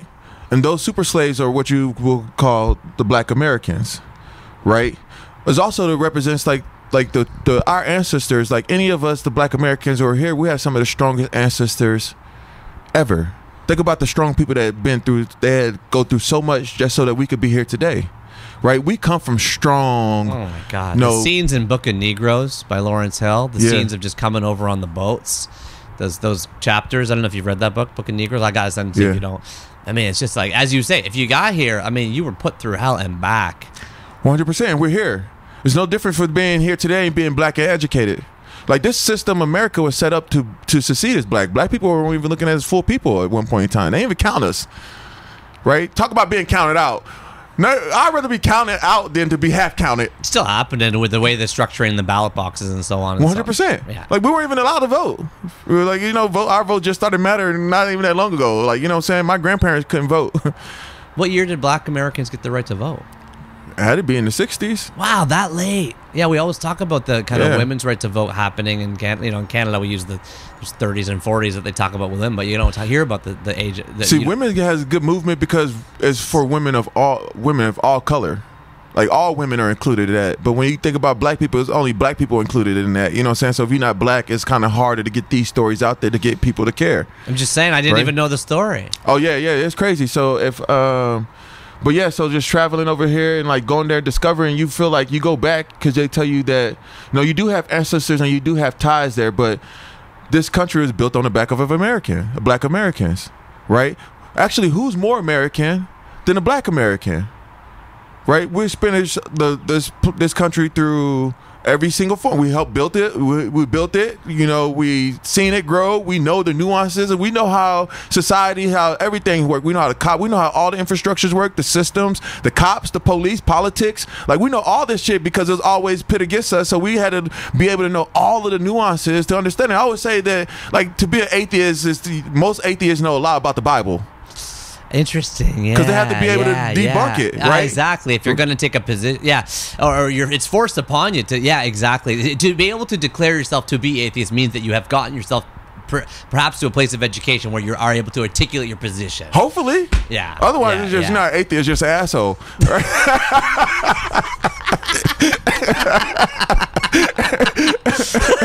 Hey, educated atheist is like, yo, what is that? You're just an asshole. But now, if I'm talking to an atheist and they have a great point of view, sometimes I'm like, yo, like, I get it. Like, I can see how you believe in that. You know what I'm saying? Like, you're allowed to believe whatever you want to believe in, as long as you do the research behind it. So, but anyway, to take you, that's why we went to Senegal or wherever have this, this reconnection. But you go back and we go to the point of the door of no return. This is where they used to ship off the slaves. They would be snatched and take from their home. They would be sent from this door to return. Would be the last door that you walk through before you got on a boat. It still exists. It's still there. What is this? It's a museum. Huh. Right? Like, so you go there and you sit in this point of no return where we know, it's different because I know that my ancestors walked through that door. Right? And just imagine they never made it back. So for me, when I went back, I felt like it wasn't really about finding a sense of belonging there, even though I did feel like the people are a lot like me and like we just blended right in and things like that. But it's really about bringing our ancestors back because they never got to return. So to walk to the point of no return, me and my brother went in the way not to go out, but to come back in. Wow. So now you come back, you feel like you have this, you just feel like this sense of like freeness. because it's not about like so much about discovering like, oh, this is where I'm from, is but bringing that part about you that they told you that will never make it back home, or those ancestors that went through all those things to survive. Now I brought those people all back here, and they could leave them here. Bringing them back home, making super slaves. Who's more American than Black Americans? We built it. We've seen it grow. We know the nuances. We know how the system works, the police, the politics. We know all this shit because it always pit against us. Most atheists know a lot about the Bible. Either they're atheists or they're assholes. As Martellus Bennett or Marty Bennett or Mr. Tamanoshi would say, hanging out outside with Marty, that was so great and refreshing. And I don't know where you are right now. Maybe you are outside. Maybe you're walking the dog. Maybe you're on the edge of a lake or going through a forest. Maybe you're in a car on a long drive on a dark highway, and I'm keeping you company for something, you know. Somebody just emailed me and said, hey, we had an 8-hour drive from Sydney up the Gold Coast in Australia, and we listened to your conversation with Rich Roll the whole way.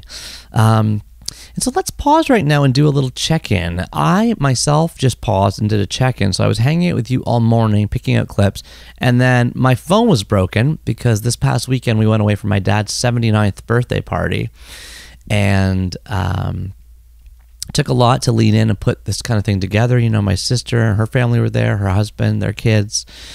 They got kids around the same age as my kids, so Leslie and I were there with our kids, and then my mom and my dad are there. My dad's 79, my mom's 72, or she's turning 73. And so, you know, every birthday is special. I said no to a speech out in California, which I was going to do, but I couldn't do it because of my dad's birthday. And, you know, everybody's kind of bending to make it work. But I think in the last years of your parents' lives, like you never know. And so we had this big weekend, but my phone got broken. I was taking pictures of the kids in like -degrees, blizzards, snowstorms, and then my phone was at 4% and it just died. And so I took a lunch break today to, like, you know, bike all the way down to the Apple store and ask the Apple geniuses if they could fix my phone, because you can't survive longer than a day without your phone these days. And they said, yeah, we can look at it, but it's $40. And then they went and took it in the back, and the guy showed up, and he's like, I fixed it. Here you go. And he looked at me, and he's like, on the house. So, Apple, please don't fire the Apple guy at the Apple store. That was an awesome thing when Apple cleans your phone that's broken for free. So, I had a bike ride. I was outside. It's freezing cold, but it was very brisk. And then Leslie ran in, and she ran out, and we were bustling around. She's going to pick up the kids, and now it's like reconvene because tonight we're going over to her mother's house and we're going to help her with her tree. So I'm like, okay, like I had myself a plate of nachos and cheese and salsa. That was my like midday snack, nachos and cheese and salsa. There was a pack of After 8 mints. I ate the rest of the box. There was only 3 or 4 in there, but I ate the rest of the box. Now I'm coming back down and I'm like, you know what? It's time for round 2. If you're still here, we're pretty far in the year already, having done chapter 124 with Martellus Bennett, but I've skipped a couple bookmarks. One is my appearance on the Rich Roll podcast, so I'm going to pick a different clip from the show and play it for you. It's just wonderful flying down and being on my favorite podcast. Rich Roll was our guest back in chapter 45. You know Rich, you love Rich. His podcast is like a high bar for interview quality, like having long form, deep conversations with nuance and layers, and, you know, doing so in a loving and energetic and intelligent way. Rich is like a consummate kind of like best in class show, I think. Plus there's like 22 cameras pointed at you from every angle while you're on the show, and they put you up in a fancy hotel the night before. It's like hardcore. It's like the future of media and journalism is here, and it is the Rich Roll podcast. So I was delighted to go down and be on that show. See if I can dig up the episode number right here so you guys can look it up. If you go to Rich Roll Podcast or you subscribe to the Rich Roll feed, it is episode number... Rich, when did you release this? What's the episode number? It's funny because, you know, Rich has really become like a YouTube star. He's got millions of followers on YouTube. It's all visual based. And I can see it's called on YouTube, How to Be Happy in capitals, Stay Positive in capitals, and Live an Awesome Life in capitals. Neil Pasricha X, Rich Roll Podcast. So that's kind of fun. And there's 152 comments below, which are fun to read. But it doesn't tell me where to find it on his podcast feed. Come on, Rich. I have no idea what episode number this is. Anyway, Yeah, it doesn't even mention the episode number. Oh, well. It's on Rich's feed. You can scroll back. Definitely subscribe. It's my favorite podcast. You guys will love it if you don't know it already. Here's a clip from the Rich Roll podcast.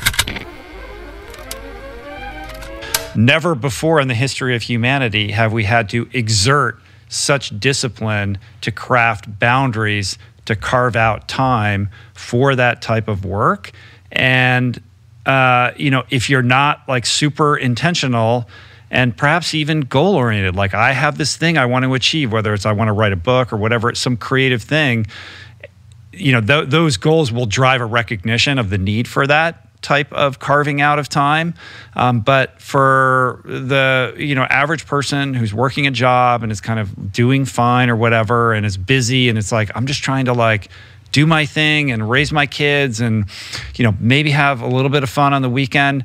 It's harder to say like, hey, like they don't have this situation where they're going to be able to carve out a day, off their phone where they're going to like walk around Toronto and just think. Right. Deep thoughts, right? You have a life that affords you that because you've made certain choices and you're a writer and this is what you do. But how does that impact like the average person? Like, how do they think about how to craft their own version of what you're talking about that is functional in the construct of their current situation? Absolutely. So there's two things there. One is I will say I do get all the time. I was like, you could do this because you're a writer. No, and I do argue back. Yeah. I am a writer because I make the space. Having said that, I also worked at Walmart for 10 years. 10 years, a corporate job, office job. I was working in leadership development. Well, tell the story because like we haven't even gone into that. I mean, we kind of left off with you decamping New York City right before 9/11. But the other thing I didn't know about you, Neil, is that you went back to Toronto and then you owned a Quiznos franchise. Yes. This is true. This is true. Right. Yeah. There's a lot of missing pieces. Before going to Harvard Business School. Yes, that's right. Yeah, we're filling it all in today. Okay, so just because I don't want to lose those people that are like, wait a minute, he didn't answer the question. Yeah, we're not. I know. Maybe we don't like. Maybe we could park that. But I'll go back. I'm happy to go back into that. But I'll just say, untouchable lunch. That's what I was going to say at Walmart. We all went out for lunch. We go to the sushi place. Everyone takes their phone. At the time, it was Blackberries. Everyone takes their Blackberries. We cram into the back of someone's Toyota Tercel. We all go for sushi. People are checking their phones and their Blackberries for work the whole time. What's the boss saying? Is the boss texting me? Do I need to rush back? I got this meeting at 1:00. It's 12:58. We got to rush back. Just try. There is no lunch break. That's what I'm saying. You're making. That's what I'm saying. Practice an untouchable lunch. Practice leaving the phone on your desk and walking out of the building for 1 hour. That's the practice. The practice is just, can you do without a phone for an hour? Can you walk in the path down the street from your office just to practice an hour? If you can do that, then let's see if you can do some tradesies with your boss or with your coworkers. Say, I'm going to take one afternoon to be untouchable. I might work at home. I might work wherever. You don't even know where I'm going to work. Let's see what happens. And if you come back Wednesday morning and you've got some good ideas, this is the way to sell it back into your boss. He's like, hey, why don't you try that too? We'll take a half day off a week where we each try to this untouchable time. So I just want to say, for those that were kind of latching on to your question here, let's just baby steps, baby. Just start small. Neil Pasricha, age 23, comes back from Manhattan, finishes his Queen's Commerce degree, and my very first job, I don't know if you know this, was I was doing brand marketing for CoverGirl and Max Factor makeup in Toronto. I did not know that. So either. I can tell you all about the lengthening, volumizing, and separating properties of mascara. If you're interested, I was running 1,200 SKUs for CoverGirl. Okay. I thought it was a PowerPoint job, Rich. It turned out to be an Excel job. It was like crunching data on price changes, and it was like not very creative, and I failed at it completely. They didn't like me. I didn't like them. I was put on a PIP, performance improvement plan within months, which is a fancy way of saying we'd like to fire you, but we don't have enough of a paper trail. Let's build one together. So it was like not going well. So now I'm looking for something else to do when this job was not working out well. And I bit into a Quiznos sub sandwich one day, and I was like, this is the most delicious sandwich I have ever eaten. I talked to the local franchisee in Oshawa, Ontario. He was telling me his sales per square footage are double that of Subway's. It's a brand that no one's heard of, Quiznos. It's 2002. And so I teamed up with my dad, took a big loan out of the bank, and I bought a Quiznos sub franchise at age 23. And I was the owner, operator, manager, lease signer. Wow. Hiring a whole team of teenagers to work there. And I ran a minute through the oven for some warm toasty leaven, Rich. That was our slogan. We put it out on a big sign, and we sold mesquite chickens and black Angus steaks and delicious veggie sandwiches with guacamole. And I absolutely loved it, and it lost a ton of money. Really? So you go, so you write your application to Harvard Business School talking about how you lost a bunch of money owning a Quiznos franchise. Well, the cool thing about when you, so you're like, hey, why'd you go from Quiznos to Harvard? How'd that happen? Well, basically a year and a half into running the Quiznos sub franchise, it was pretty clear that this was just not, look, I did say I loved it. We had no turnover. The staff we had so much fun there. It was just a joy being in that restaurant. I learned how to manage a team. I learned how to hire. When I asked the head office, how do you hire people? They said, hire the prettiest girls. The head office told me that over the phone. That was their guide. This is 20 years ago. That was their hire the young pretty girls. I was like, this isn't gonna work. So I came up with a whole hiring practice where I asked people one question: what's something you're passionate about? Tell me about it for 5 minutes. If the passion was it was like they were excited, I was like, I could probably get them excited about sandwiches. Then I took them to another Quiznos sub, saw how they ordered the menu from the other side. How did they interact from a customer service perspective? Then I designed a sandwich exam. So I had them memorize the recipes for the sandwiches, fill out an exam. If they got over a certain percentage as a team of people, then their staff discount kicked in. Well, this hiring practice turned out to be so popular that they implemented it around the chain. And there was lots of things like that. It was like customer service. I called that office, like, what's the customer service policy? They're like, I don't know, just give them a free sandwich. Like if somebody complains. I was like, no, we got to come up with a practice. We came up with a practice called LAST. Listen, apologize, solve, thank. We branded it on stickers. We stuck it on the cash register. My very first day that we were open, a woman calls me up the very first day and saying, my whole family's puking at home right now thanks to 4 expired chunk-filled chocolate milks we just bought from your store. I was like, listen, I'm so sorry. Apologize. That's the second part. Solve. What's your address? I deliver a 6-foot sub to her that afternoon on a big wooden plank to try to make it up to her. And then we add, thank you. Because of you, we've now added, check the expiry dates of the chocolate milk to our morning checklist. So that last process also got implemented around the chain. So it was a failure financially, but it was a real growth from a leadership perspective. And I got to develop some instincts and some ideas for how you form and shape these things inside organizations.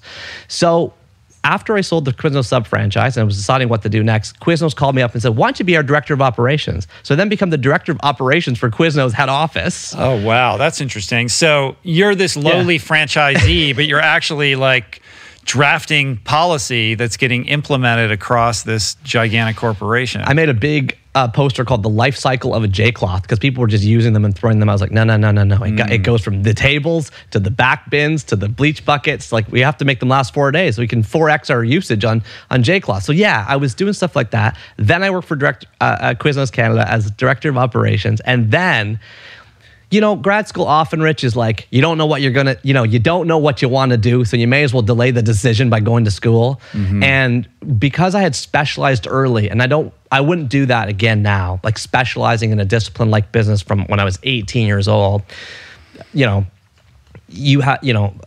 envy the people that have had, like you, a wider breadth of learning at that age. But I specialized early. So in my mind, I was like, well, if I'm going to do a master's, I guess it's got to be business. I can't quite go into astronomy or philosophy from here. And so I, stirred up all those wacky experiences I had, the comedy writing down in New York City, the brand marketing at CoverGirl and Max Factor, the running of a quiz. And it turns out that a lot of business schools base their admissions, although it's a black box, they base it on, there are spaces available for like the weird applicant, because everyone else is coming from consulting or banking. Yeah. And so if you have just like this motley crew type resume, you do stand out. And so if you can combine that with, at the time for me, it was like, do a good job on the GMAT at the time. It was like a, aptitude test like the LSAT or whatever, and get some nice references, you're in. And so I was very shocked and surprised when I got a letter saying, you're in. You're in. And now you're in to the conversation I had in episode number 755 of the Rich Roll podcast, which I now have pulled up on my phone because now my phone is fixed. And he titled it Neil Pasricha, Cultivate Happiness and Live an Awesome Life. Oh, that was nice. So Rich is the best. It was great to fly down there and go on the Rich Roll podcast. I felt like a celebrity for a while. I was going to like my drop off and pick up at school, and all the parents who I've talked to like once or twice who I didn't really know, they're like, "Oh my gosh, you're my hero. You're on my favorite podcast. You're on the Rich Roll podcast." You know, like, because Rich Roll is gigantic and his podcast listenership is just global. It's an incredible, huge community he's really cultivated, and he honors just so well with his craft, so well. I mean, now he's doing what, like 2 episodes a week? I mean, after me, he had on, I think something like in order, you know, it was like Chris Paul, Tim Ferriss. He had Surgeon General Vivek Murthy, who we've had on as well before, but not while he was Surgeon General, you know, and he's had on like Brian Fraser, and, you know, just like these, Judd Apatow was on. He's the best. He's the best. And then he also is really, really focused on his core purpose and his mission and his vision to like really improve himself and the world through conversation. He's deeply focused on health. He's, you know, struck up a wonderful friendship with Peter Attia, and they've had great conversations. He's had a lot of people on about health and eating and microbiome. And while I may not agree with everything, I mean, I eat meat, Rich is a vegan, you know, et cetera, et cetera. He always influences my thinking every single time, and that is a huge compliment from me. I think it's just amazing. So, Rich Roll podcast. And then we got another bookmark that I forgot to highlight on here. And you know what else I forgot to highlight on here? I forgot to say Martellus Bennett's 3 most formative books. I like whisked right by that. So we have to get to that. We got to add those in here. Martellus Bennett, what were your 3 most formative books? Tell us. Can you tell I have a really sophisticated system here where I just like type in the numbers? Okay. Number 638, Charlie and the Chocolate Factory by Roald Dahl. Probably the Roald Dahl book I've read more than anything else. I would say I've probably read James and the Giant Peach 5 times. I'm actually reading it again right now for my 7-year-old. And Charlie and the Chocolate Factory, I mean, 6 or 7. This book has just struck me. And I love the old movie, the old original movie with Gene Wilder and the songs and the music. And the fact that Roald Dahl wrote that script and changed a whole bunch of stuff around is amazing. Number 637, Console Wars by Blake J. Harris. A wonderful book, which I highlighted in my top 20 books of 2023. If you're interested in like, you know, wanting to learn more about business or business strategy or corporate strategy, but in a fun and fast-paced, almost like you're watching a TV show type of way through like scripts and dialogue, this is it. It's the war between Sega and Nintendo at the time of like, you know, Sega going to Sega Genesis and Nintendo going to Super Nintendo, and what those years looked like, and specifically around things like, you know, Sega basically went from a 5% market share to 55% when Mortal Kombat came out. But like, how did they do that? What were the kind of machinations, if that's the right word, that were kind of leading these 2 Japanese-based companies on American soil to fight this enormous battle as video games like took hold and like just changed an entire generation of kids, including me. Okay, so I liked it. And number 636, Hagakure, The Way of the Samurai by Yamamoto Sanetomo. The conversation Marty and I had on this was really, really wonderful. And I will just also add that this book is like very difficult to read.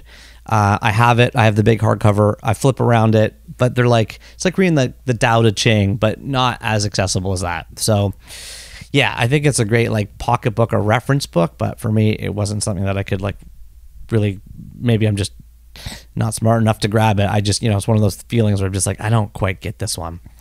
All right. But now let's go back to another bookmark, which is the Word on the Street bookmark. Word on the Street bookmark. So basically, the largest book festival in Canada is Word on the Street. And it's about 20 or 30 years old. It's super old. And they hold it at Queen's Park every year. Queen's Park is this giant circular grassy park in the middle of downtown Toronto, which holds the Parliament buildings for the provincial government. So the Ontario Premier So the boss of, not the city, but the boss of the whole province, they sit there. And, you know, there's like these big, old, giant brown stone buildings and this huge park, which often has, you know, a lot of protests in it. You know, there's encampments in it. There's guys in their underwear dancing. There's people rollerblading by. There's University of Toronto students. It's like just a wild park with these huge old trees. It gets taken over once a year for Word on the Street. And Word on the Street got so big and was so popular, over 100,000 people going to this festival, that it spawned a whole bunch of other locations. So I've actually spoken at Word on the Street Toronto like 5 times, but I've also spoken at Word on the Street Halifax in Nova Scotia and Word on the Street Calgary in Alberta. I think they had a 4th location somewhere too for a while. But then, of course, the pandemic killed it. It just absolutely decimated it. And, you know, you think it decimated bookstores, which it did for a lot of bookstores that couldn't compete with like being open all the time like Walmart and Costco can, or Amazon can. Like Indigo, my national bookseller, whose market share just plummeted through the pandemic.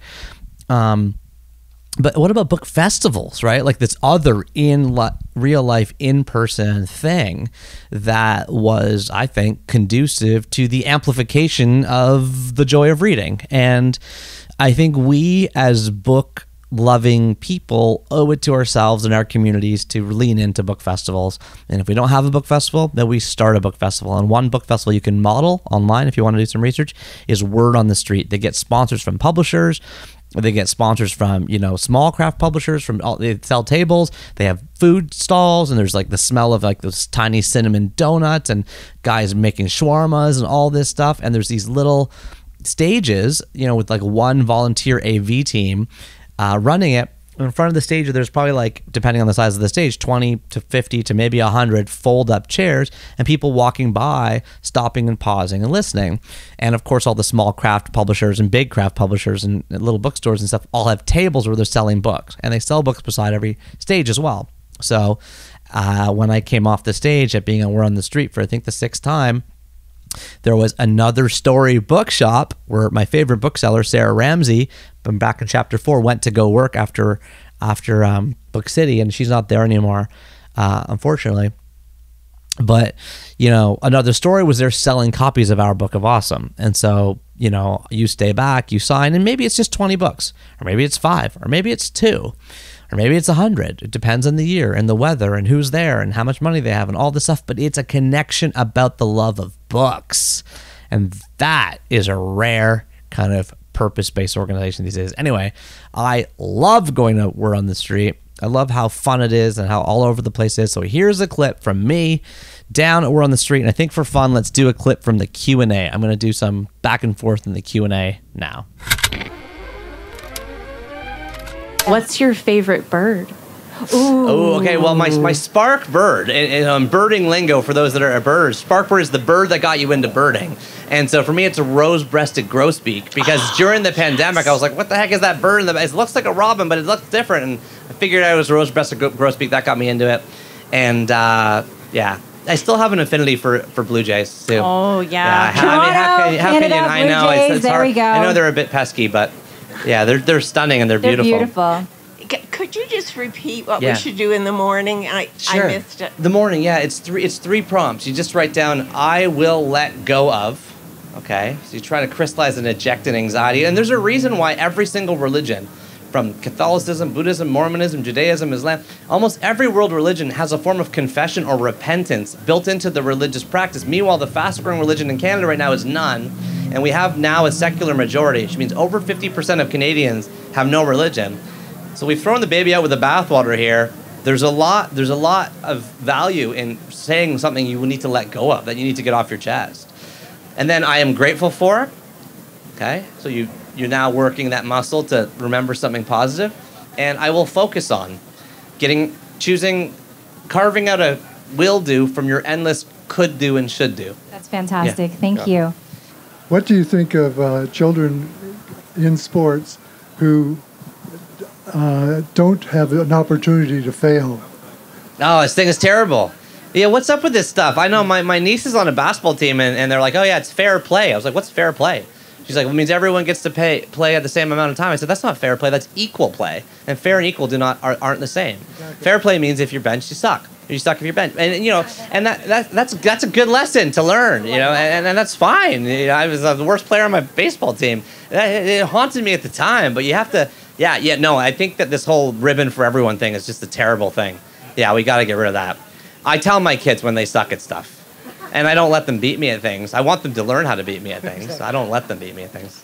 We should also bring back the red pen. I heard there's no X's or red pens anymore. And I'm also a fan of casts. That's the other thing. It's like, you know, my 2-year-old's in a leg cast right now. He broke his leg, okay? And everyone's like, oh, no, it's too bad. I'm like, no, it's great. This is a wonderful thing for him. This is going to really help him over the course of his life. I didn't break a bone. That's why I was such a wimp my whole life. You know what I mean? We got to go the other way. Thank you so much. Oh, here, sir. Yeah, hello. Hello. I was wondering if your philosophy, that positive outlook, came out of an experience, or were you always like that? Yeah, and my wife left me, and my best friend took his own life. And so those things happened in 2008 at the same time.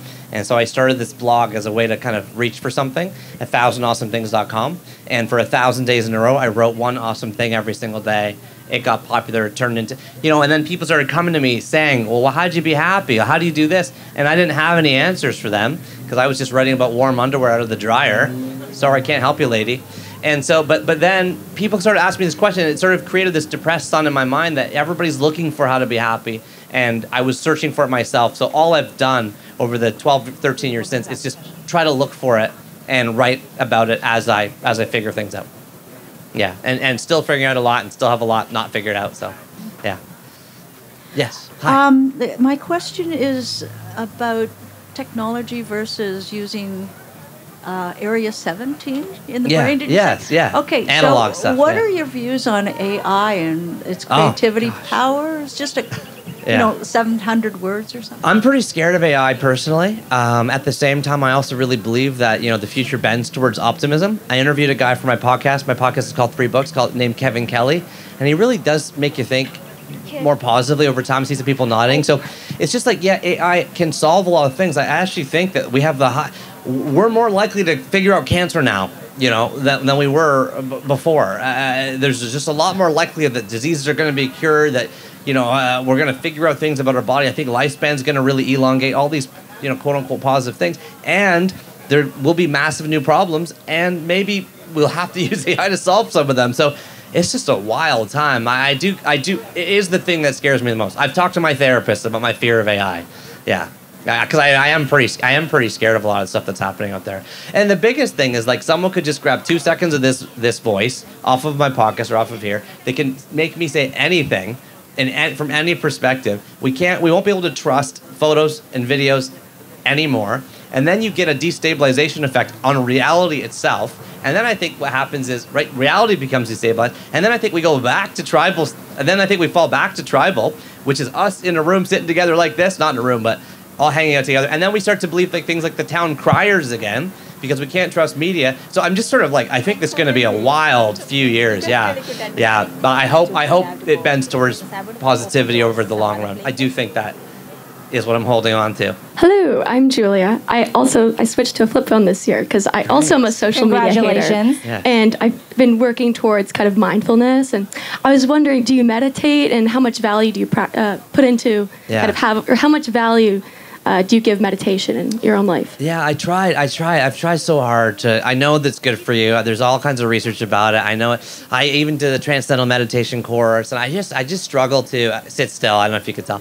So I basically have decided that there's myths about meditation, that it has to be still, that it has to be quiet, instead I've realized that long nature walks, you know, or what I call bird watching, or these things I do, are actually doing the same thing, you know, as what meditation is doing. And people sometimes ask me, oh, what about prayer? What do you think about prayer? It turns out the research on prayer says the same thing as meditation. It does the same thing. It gets the part of your brain, your prefrontal cortex, more activated. And so I'm a fan of meditation. I support meditation, but I also know that most people just can't do it. And so what I would like them to do is just recognize that a long bike ride in the wind, you know, a stroll, these types of things where you're observing of what's around you, that's good. That's good enough. You did it. That's what I'm telling myself too. Okay, you never know what you're going to get at the book festival Q&A. So now let's get back into our chapters. We stopped off at chapter 124 with Martellus Bennett. So just catching us up here. Where are we? Let's reorient ourselves in the machine here. We started the year off with chapter 119 in January with Steve Toltz. 120, we went to Timothy Goodman in February. In March, we hung out with Johann Hari for chapter 121. In April, we hung out with Tank Sinatra for chapter 122. In May, we hung out with Suzy Batiz for 123. In June, we hung out with Martellus Bennett down in Houston for chapter 124. And now we are in July. And in the hot month of July, we are going to hang out with 2 Syrian chefs. So the high-level story here is that I was literally riding my bike and I came across this open food stall that said Damascene cuisine. And I was like, what is Damascene cuisine? Never heard of that before. It's not Japanese cuisine. It wasn't Taiwanese cuisine. It was Damascene cuisine. I was like, what is that? I asked the guys, and they just totally entranced me. Well, Damascene cuisine is, of course, from Damascus. Damascus being the city in Syria. And these guys were from Syria. They were telling me about their family origin and how, 3 or 4 generations ago, their great-great-grandfather was like a sheep herder, like a Bedouin. And so they've grown up knowing how to like butcher and cook sheep. And so when they came to Canada as refugees from Syria, they got into the Uber business at first. And then while they were Uber driving around, they came across these tiny little food stalls which have rent control offered by the city so that immigrants and refugees, etc., can get like cheap, accessible rent to have a food stall. And in this tiny little food stall, they had 2 full-size fridges, a full oven, like small, but like they'd figured out, and they had all these like power cords, and every sort of big power cord had like tons of plugs out of it. They had multiple power cords. I was like, they're running like 12 appliances here. It felt like a total fire hazard. They had their keys sitting on the table, like the keys sitting right there for their own car, which is parked right up front because they can't park there because they can't park legally there. So when they see the ticket guy coming, they like run out and grab their car and drive it around the block. So I was like just entranced by these guys, and so I hit the recorder with their permission, and we had a wonderful conversation. So I'm going to play 3 things here. One, I'm going to play the intro because Craig, my editor for this podcast, you did a wonderful job, Craig. So let's play the intro again to give you a vibe check. And then we're going to play a 1-minute clip of wisdom from Chef Osama, one of the 2 brothers. And there's going to be some wonderful quotes in there. Some of my favorite quotes. No difference between all the peoples. Focus on the positive things, not the negative things. And all the time make something good. The karma, it will come and reflect to you. I love that thought in general. I feel like I'm in the karma business, like I love that idea of just putting it out to the world. That's what we're doing right now. We're just putting it out to the world. So I agree with you, Chef Osama. And then I'm going to close. Actually, I'll come back. I'm going to come back after these 2 clips, and then I got a special surprise close for everybody here that was not aired as part of the original conversation. It was easily the best halal food I've ever had in my entire life. Thank you. So wow. Delicious. I loved it. You liked it? Oh my gosh, it was so good. I want to eat it again right now. And that lemonade? I feel like it's more than just getting the good food that they serve. Yeah. It's like, their customers, they talk to you, they make you feel welcome. That's what I love. 4.9 our reviews. 4.9? Yes. Wow. It's not good food if your hands don't need a napkin after. Exactly. That's what I said. Yeah. You gotta take a shower after you eat. Please, and the chicken shawarma here, the best in the city. The best in the city. Wow. Like Muhyiddin bin Arabi, he's like almost like 1,000 years maybe. So what did the book do for you? What did make me more wisdom and accept more the people more and more and no difference between all the peoples. Yes. All the time focus on the positive things, not in the negative things. Yes. So that small things don't focus only on the main purpose. Yes. And all the time make something good. The karma, it will come and reflect to you. Wow. So that's don't waste your time with the positive people. And support them. With the negative people. And support them. Support them. And bearable. What's that mean? Bearable. تحمل. humble. Yes. Humble and bear. Try to be. Understand them more. Yes. For the negative people, you know what I mean? Yes. Like, yes. You don't. There's no need. Non-judgment. Non-judgment. Yes. Try to understand others. Yes. Beautiful wisdom from Osama. And now here's the 3 books they added to the top 1,000. Number 635, The Muqaddimah, Muqaddimah by Ibn Khaldun. Then number 634, Al-Futuhat al-Makkiyah by Ibn Arabi. And number 633, The Black Swan by Nassim Taleb, which I was a bit disappointed at only because I was kind of in the back of my pocket, potentially maybe kind of sort of saving that book for chapter 333, which will star me, of course, and my self-centered, ego-driven project.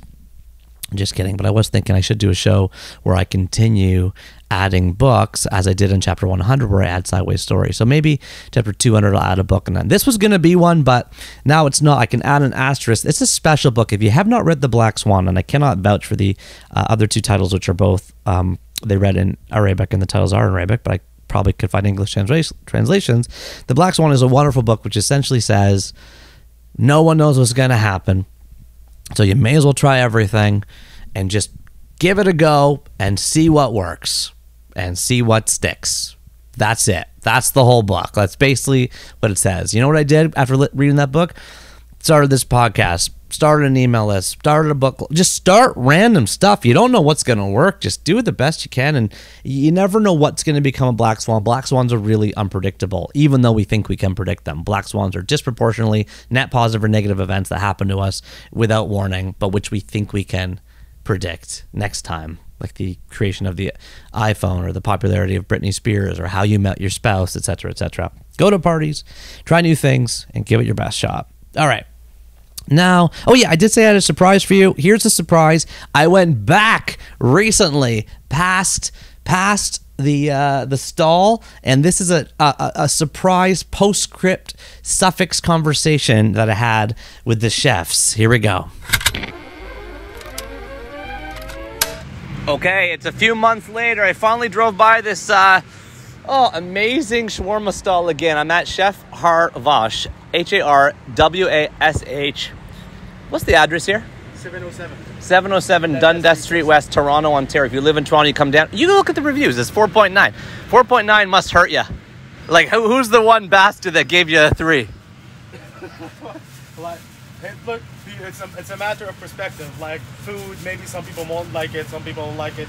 So it's up to them. But at the end of the day, I serve a food like the way I want to eat it. You know what I mean? So if I don't like it, I'm not going to serve it. You know what I mean? That's why there's no lamb. Yeah, precisely. So I'm coming back a few months later. Haven't seen you in a while, man. How's Osama?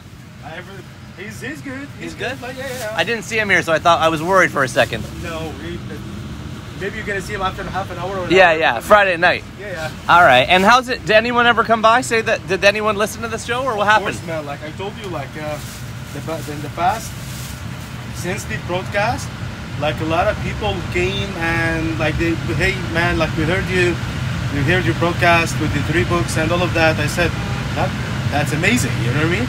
So it was really good, and the experience out of it, like it showed you that people are interested in reading, like to hear other perspective. You know what I mean?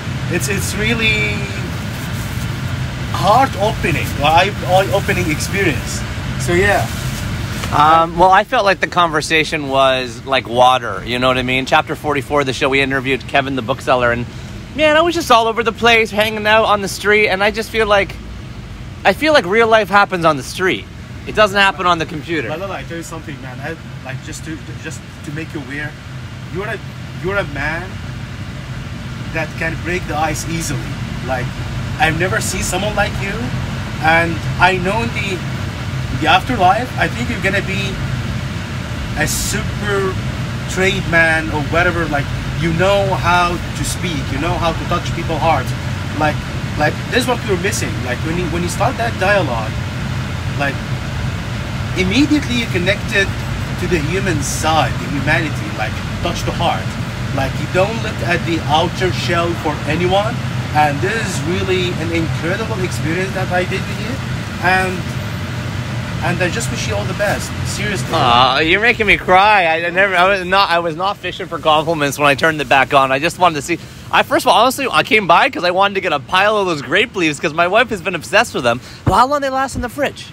So basically, you can look up. So I make them like those every 3-4 days. Yeah. I make. And they last for a week in the fridge. Like they can last a week or 10 days. Why I put them like. I let them sit aside in the fridge, in my fridge. Yeah. Because I want them also to absorb all the flavor that I added to them. So that's why the older it stays, the longer it stays. Yeah. It's more flavorful it's gonna be. Right. And then you told me last time, turn it upside down first, get the oil on top of it. Okay.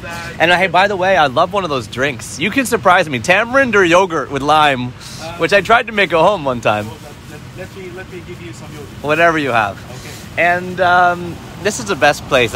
Now it's funny because I feel the same as you. I feel like you and Osama, like you opened up the same way, and that's why our hearts connected, and that's what people are. That's why people love each other. But how come when you watch the TV, there's always just wars?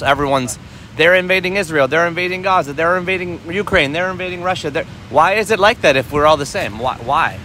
Like there's bad people, man. Like as we say in my culture. Like if you look at your hand, not all your fingers are the same. So some people understanding and some people they put their own interest rather than the others. So this is what's happening. Like some people also in your daily life. Like there's a lot of people. Do you really believe that? You really believe there's bad people? Of course. I don't know. I think it just maybe something bad happened to them. Maybe it's just the ripple of trauma. No. There's so how the trauma came in the first place. It's an animal instinct. It's a primal instinct. It's a war, survival. Some bad stuff happened to them. So, look, I believe if you're good, you're not gonna turn bad. The bad seed, it's gonna be there. But you're willing. Small percentage. Yes, of course, not everyone. Yeah. So the bad seed, you have the willing. To harm others.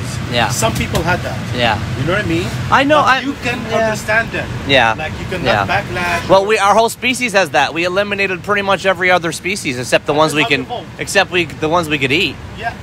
So 2 chicken shawarma. Good to see you, brother. Habibi, Thank you. What did you say? Habibi, Allah Sadak. May God makes you happy. May God make you happy. Yes, thank you very much. Okay. Takes me right back to the shawarma stall that is Chef Harwash. Again, Harwash is Harwash. 2 brothers, Houssam and Osama, who've been kind enough to keep hanging out with me as I keep going back. And I got more grape leaves, by the way, and another chicken shawarma. It really is the best in the city if you're around. Okay. So now that's the city. That's downtown Toronto. But now we're going to go all the way up north, about an hour and a half north of Toronto, to a suburb named Markham, Ontario, where we're going to enter the 24-hour spa called Go Place. And that's where we're going to hang out with Jully Black. Jully Black is a real icon. She's been named one of the 25 greatest Canadian singers ever by CBC.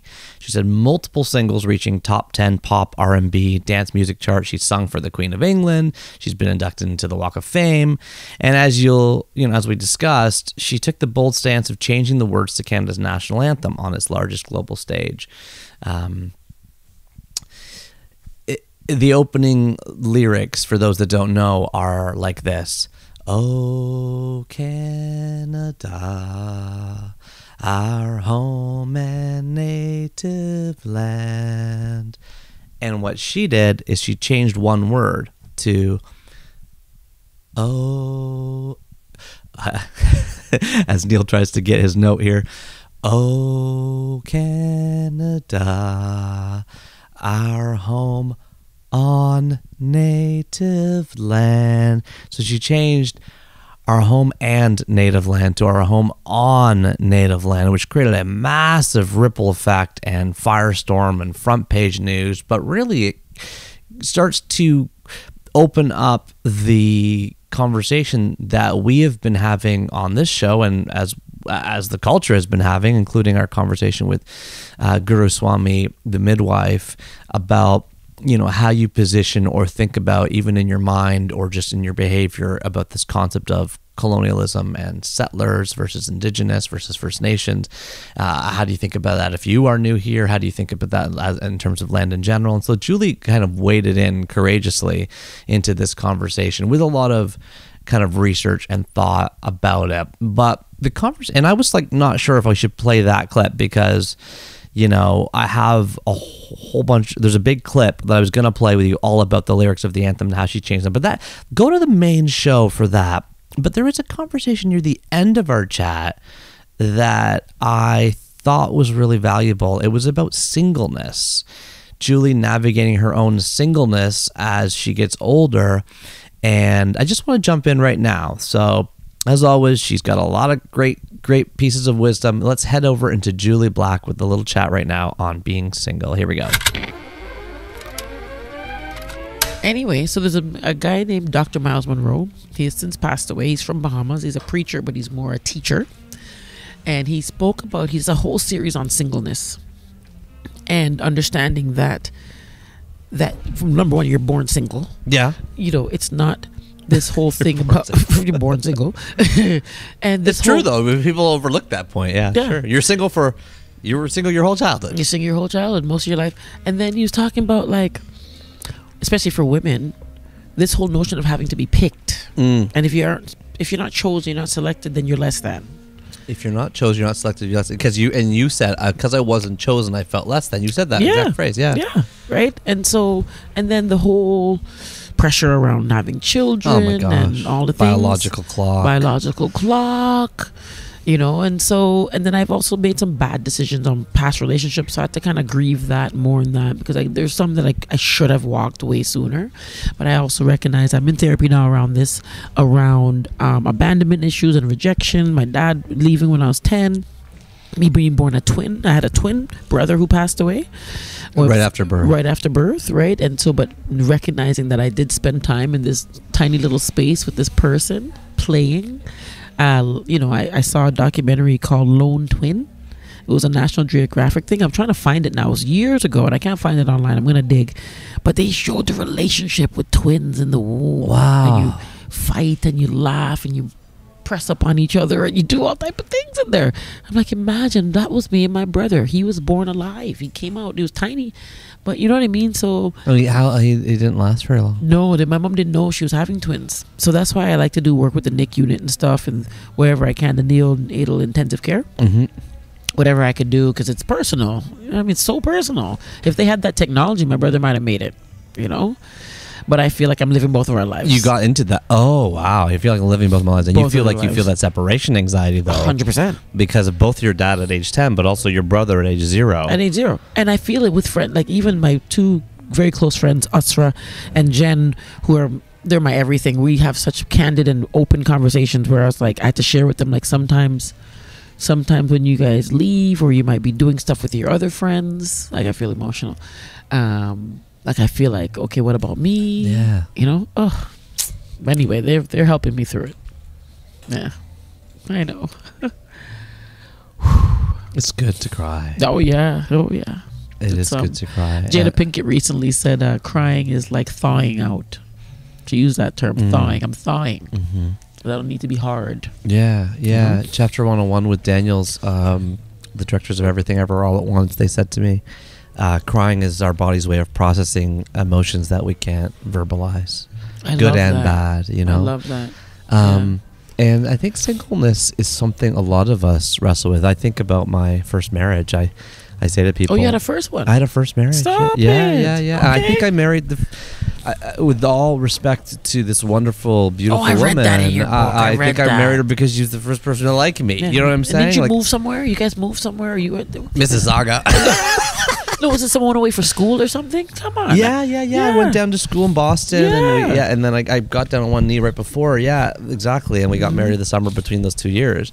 But my point was just like, I was wrestling with the idea that I was going to be alone, and I was like in my early 20s. Oh my gosh, baby. But also, like, how many people are in a relationship today that feel more lonely than, loneliness is at an all-time high. The percentage of people that are on their own is at an all-time high. more than 40% of people live alone now, which, by the way, is never been higher, that number. Wow. In human history, we're tribal people. Yeah. Right? And now almost half of us are living on our own. Not to say that that's a proxy for loneliness, but there is a connection with how many people are living alone. So what I'm interested there, though, is because you've done a lot of work on it, and you're in therapy, and you're speaking openly about it, which is a big part of artistic longevity. What advice do you have for people listening who are navigating and wrestling with their own singleness? Right. How do you get inside your own heart there and steer yourself? What are some of the mantras you may use? Oh my gosh, mantras? I have mantras for days. There's 2 mantras that I say almost every day, but beyond that, because there's one thing to do mantras and another thing to actually feel or believe what you're saying. Right, so I have this thing about kind of feel till it's real. All right, keep going, and it'll start to feel real eventually. But really investing in yourself, investing in your health, mental, emotional, spiritual, physical. Especially for me, positive motion equals positive emotion. Get moving. Positive motion equals positive emotion. Get moving. Get moving. Oh, that's good. Get moving. Just that move. in itself, we have access to these free hormones that'll give us that high, and we just need to access them. We need to activate them, and it doesn't take that long, right? So that's been, for those who know me and for those who follow me, they know I have something called daily deposits, which is making a deposit into your health savings account, so you could spend some of that. I might spend some. I'm not trying to promote this, but I'll be honest. I might spend some on some burgers, some pizza. I might spend some on some Prosecco. Yeah. But at the end of the lychee day, juice. Right. Yeah, because this is so true. There's some sugar up in there. But yeah, so there's that part. I've also went into I gave myself a full makeover. I cut my hair off. Yeah. I've colored it blonde. First time I met you had long black braids, hair, and now you have short blonde hair. Short blonde hair. Yeah. And it's this one. I cut my hair last year to honor my mom, who's passed through. I don't say she passed away anymore. I said I'm working through that too. So you know what? My mom passed through, because we're just passing through this place. That's for sure. It's for sure. We don't know what's on the other side of it. Yeah. But one thing's guaranteed. Or what's before. Thank you very much. But realizing, one thing's guaranteed. One thing's guaranteed is that no one's getting out of here alive.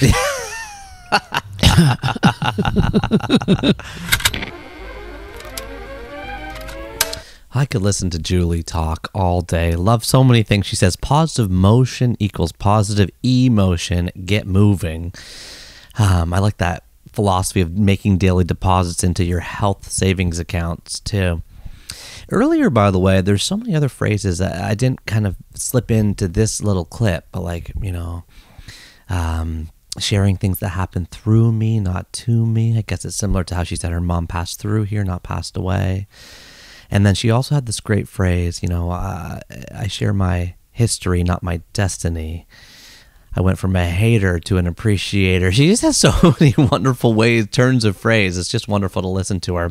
So Jully Black adding 3 more books to our top 1,000, including, here we go, number 632, The 4 Agreements by Don Miguel Ruiz. Number 631, The Purpose-Driven Life by Rick Warren. And number 630, A Return to Love by Marianne Williamson.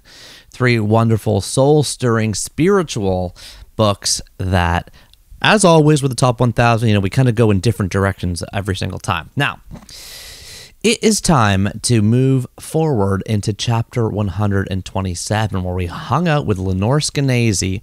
And I really wanted to call that title on Keeping Kids Crazy. I really wanted to rhyme Skenazy with crazy.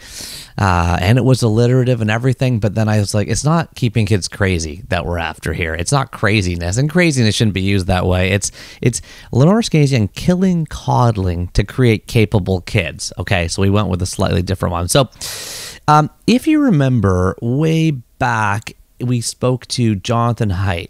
Johann Hari is of course that New York University professor who's written The Coddling of the American Mind. And he has a new book coming out early next year, actually, probably in a few weeks from now, called The Anxious Generation, where he's, amongst other things, calling for getting cell phones out of schools. He's shown causal data that shows how cell phones in schools have really plummeted mental health. Now, Lenore Skenazy is the Jackson Heights, New York mom who heads up an organization that Jonathan Haidt helped found called Let Grow. How did she get into this position? Well, in 2008, she wrote a column for the New York Sun called Why I Let My 9-Year-Old Ride the Subway Alone. The article set off like huge media firestorm, and Lenore was dubbed America's worst mom. Undeterred, she went on to coin the phrase free-range kids, wrote a best-selling book by the same name, which, by the way, I read this year, which is a wonderful book. I really recommend it. It's written in this, like, really casual, kind of peppy, like, People magazine, jokey style that you'll hear coming from Lenore. And then 5 years ago, with Jonathan Haidt and a few others, including Peter Gray, she founded a nonprofit called Let Grow, which aims to give kids back the developmentally crucial vitamin our culture has removed from childhood, which is, of course, independence. Let's jump into a clip from chapter 127 now. Yeah, no, you're painting a wonderful portrait about how, you know, through the Industrial Revolution, when we seem to have created more time, we actually created more demands. And by the way, that's also when radio and radio advertising also entered the home, as I understand it. And we've got this overprotective sort of doctrine that's become pervasive. And so your article in 2008 sort of hit that right on the needle point, and it went viral partly because it was so, you know, controversial. And then you have nicely turned this into not only a blog, but this Let Grow movement. And so this Let Grow nonprofit, what does Let Grow do? So Let Grow was founded after Jonathan Haidt, he of the Coddling the American Mind, was speaking with a guy named Dan Schuckman, who used to head FIRE, which fights for free speech on campus. And they were talking about how kids at college seemed to be a little more fragile than they used to be, easily hurt. The mental health services were oversubscribed, and I think it's great to ask for help when you need help. And God knows, we've discussed the fact that I'm Jewish, so that means, of course, I've been in therapy. Here, I live in New York. You can't hold up your New York Jew card without going to therapy. So I'm not against that, but the kids were going for things that used to be a little less fraught. An argument with a roommate, a mouse in the dorm, a bad grade, things that, an insult, right? A tough class. So they were saying that it's not like kids suddenly become hypersensitive or fragile when they walk on campus at age 18. Something must be happening, or maybe not happening, when they're younger. And why do the late stage intervention of trying to explain to kids how important free speech is for democracy, how what doesn't kill you makes you stronger, how not everything that feels bad to you was meant in a bad way? That's all happening sort of on the intellectual level on campus, and I think it's all great. But they said, imagine if we could sort of tweak the system and engineer young people to be arriving on campus ready for robust debate and having their ideas challenged, and maybe even going to hear somebody on campus who they disagree with be a speaker instead of shouting them down. Maybe they should raise their hands and ask a wonderful question, as opposed to saying this is dangerous, or this is causing me harm. The whole idea of trigger warnings presupposed that, first of all, you know exactly what triggers people, and secondly, that avoidance is a kind thing to give to students, when actually psychologically avoidance only makes things worse. Think about if you're afraid of something and you don't want to do it, and you're scared and you don't want to go, and then finally your mom says, okay, you don't have to go to that birthday party. There are kids who are afraid of birthday parties. That flood of relief you get at not going reinforces the idea, psychologically, this is how anxiety works, that you were in great danger and now you're safe. So rather than being, sort of pushed to go, or just go for half an hour, if you don't like it, you can come back, and usually then kids are having fun, rather than pushing experience and overcoming, the idea of always kowtowing to fears and worries and I'd say slight paranoia, that is not kind, even though it feels kind in the moment, because it ends up making the kid more anxious about something. And so trigger warnings turn out to be sort of the exact opposite of what you would do if you wanted somebody to feel more confident and more ready for the world and less traumatized. So they said, what is happening in earlier childhood, let's say birth through 18, that is making kids believe that when they're uncomfortable, they're literally unsafe. That's the word they use. There's harm and safety. And it's like, well, they came to me because they said, you know, we want to work with you because you're the person that we see on this horizon who's trying to fight the culture of safetyism that is undermining kids by always being with them and helping them and watching them, and thereby not giving them the opportunities they would normally have through regular life and regular play and some time on their own to deal with some frustration, deal with a jerk, you know, come up with something to do, solve their own problems. I mean, the basic idea behind Let Grow is that kids need some free time and free play. And without these, when all their time is organized and all their play is adult run, they are not getting the opportunities that those of us who are a little older had to make things happen and to deal with some consequences and even deal with some things going wrong.